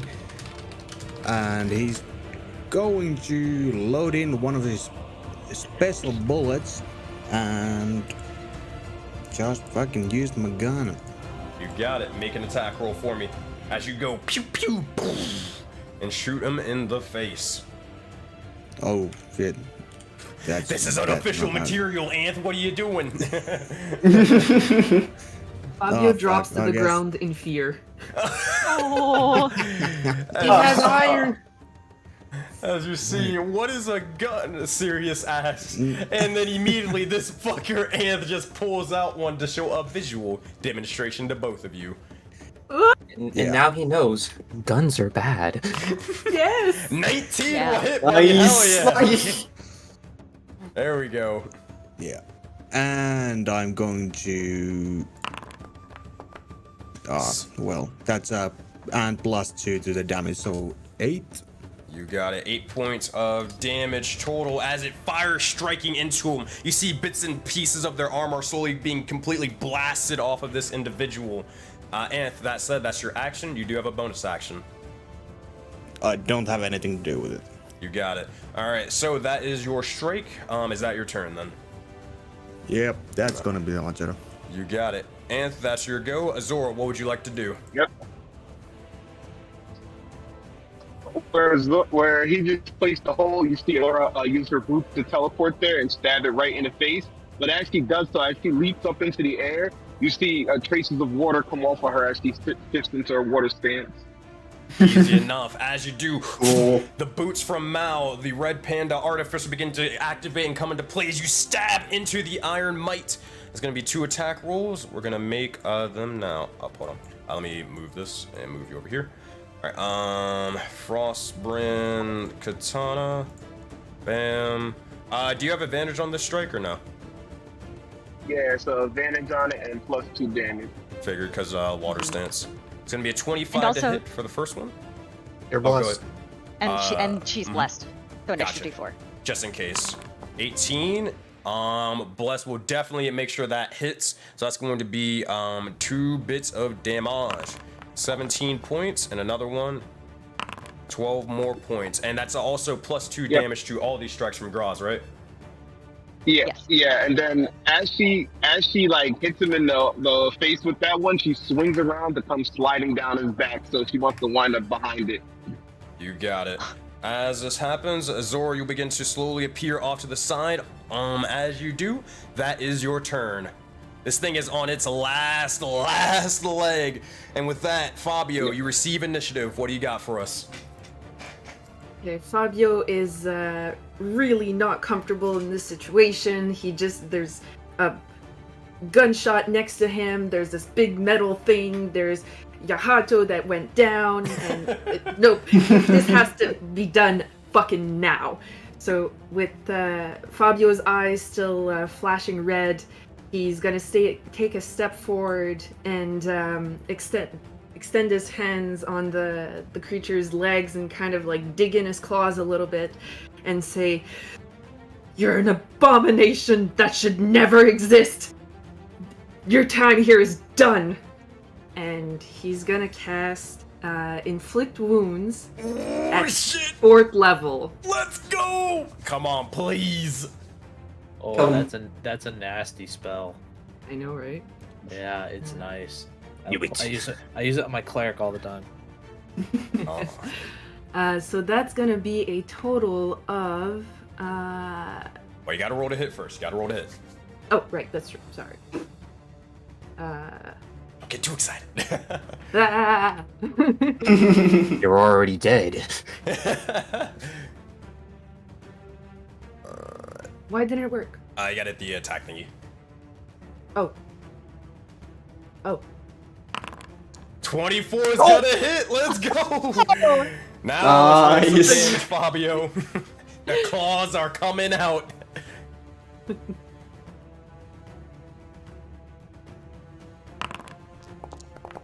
18 points of damage. Oh my no! Wait, hold on. That was at you did that at first level. You did that at first level. Right. So that is 3d10 extra. Yes. Yeah, 3d10 extra. Oh, he's dead. We hope. Come on, And guys. I'll describe it after. 18 plus 18, that's going to be a 36. total of 36. All right, here's what they're gonna have to fucking do. If they want to live, all right, fuck it.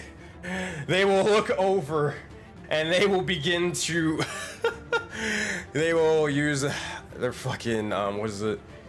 Yeah, they will use their final legendary action. They will sacrifice everything if they want to live through this. You will see as they begin to form a massive force field in front of them for a brief moment as you sink your claws into them. And as this begins to happen, you notice as bits of armor begins to drop and tear and begins to explode out into oblivion as they will use, oh boy, self-destruct. They will. Here's what's going to basically happen. Wait, what? That's That's not a life-saving thing. It's not what you think. They will reduce their AC by 5 permanently, so now their AC is 12, and they will reduce the damage taken by half, and all of their legendary actions are null and void and can no longer be used in this fight. This is a last resort feature that I gave them for the Vanguard a long while ago. So that's going to be a total of 18 points of damage, and they are on their last leg with only 2 HP. With that, Fabio, what does this kind of inflict wounds look like? So as you see his claws dig into an anchor onto this creature's legs, from the sleeve of his blouse, you see vines coming out, but like really bright, like acid-colored vines of like a neon green and like a violent purple and a really bright fuchsia.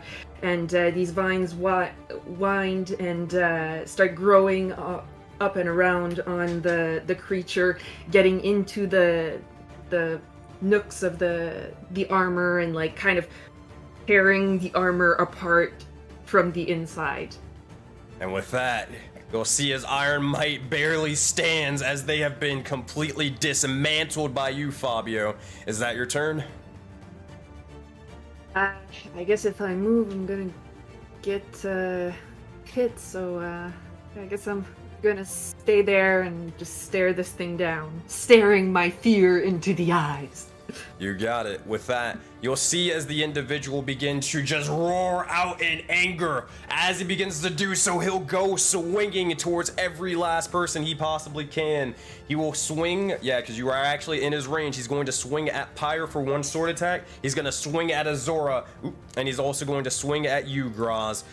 Actually, we'll see. It's a toss-up between either Graz or Yahato. But first attack is going to be over with a sword attack towards Pyre. It's going to be a 15 to hit Pyre. Nope. AC currently is 16 with mage armor. You got it. With that, that will miss as it slashes onto the arcane armor. They will look over towards Azora and try to strike at you. 29 is definitely going to hit. There's going to roll some damage. That's going to be 32 points of damage to Azora. Oh, boy. That shit Sounds about right. That's going to be 32 points of damage, and Azora will be knocked unconscious. As she slides off to the side, you'll see as the longsword begins to slowly pierce almost through her completely. As he yanks the blade out, she drops unconscious. You'll see as the individual will look over and begins to strike over towards either Yahato or Graz. I'm going to roll a d2. That's gonna be a Wait, 2. did that second wing never come into play that first round? Yes, it did. It should have healed you. Shield. Yeah, I don't remember what did she start with. She started at your HP 69. Nice. Nice. She just took 32 and then 20 something. What else did she get hit with? Make sure. Oh, maybe. I mean, I thought it did. It said that it rolled. Maybe it didn't get added to your thing. Yep, I think that's what it was. So plus 17. So you would still be up then. You'd still be up, Azura. I think I know what happened. I thought I hit the heal and it went through to your HP, but it didn't. Okay, cool. All right, so you're still good to go. But they're going to look over and they're going to swing over towards Grozwarral. Gonna be a slam attack towards you. That was me, no? Oh, wait, whoops. That was Yato. Not Groz. Yato, excuse me. Getting all you guys fucking confused because you guys keep fucking, moving around and shit. Stop hurting my 21 friends! AC abuse, fuck! 21. Do you have shield? Nope, I have no spell slots. Ah! Unlucky. That's why I asked for a full reset before the fight, but yeah, never fucking mind. Oh my god, that is going to hit still. Let's see if the damage slope's not that bad. 20. It is. Oh my god! I have 26 health. Oh shit. Groz uses Expedient Strike. Oh, Kill it. Using a reaction to try to strike it before it strikes down Yahato. All or nothing. 11. That's not Son of gonna... a bitch. Can I use my inspo from chat? You can use your inspo from chat. Use it, Groz. Mother. No! 15. I'm dead again. No, its AC is lower. Yeah, it's at 12 right now. It AC should is hit. 12. That means, Groz, you do hit with a 15. Excellent. Kill this motherfucker! 6 points of damage. It only has 2 HP. Here's what happens. Groz, you look over as it's getting ready to strike Yahato down. It brings down the rook piece, getting ready to slash into him. Groz, you look over towards him immediately for a brief moment in time, and you take the opportunity to try to strike them down. Groz, how do you want to do this? She looks down at Yahato and Azura, who she thinks is currently the coolest person she's ever met, and she glares at this thing and takes out her sword and gets into just like a big like baseball giant anime stance and says, "Don't hurt my friends," and then As you begin to do so, you begin to yell this out for a brief moment in time, and you would notice Azura, you would even begin to notice as bits of Groz's fur begins to slowly freeze over. Her eyes begin to frost over, almost similar towards yours, as she embodies the power of the Frost Maiden, slicing and cleaving this individual in half. You'll watch as Iron Might begins to slowly, almost exactly like an anime look, like Yahato did before. It stops for a moment, shink, before it slices and cuts completely bisected. Iron Might falls before the soul bound. And with that, your souls are no longer shackled, because the time for battle is done.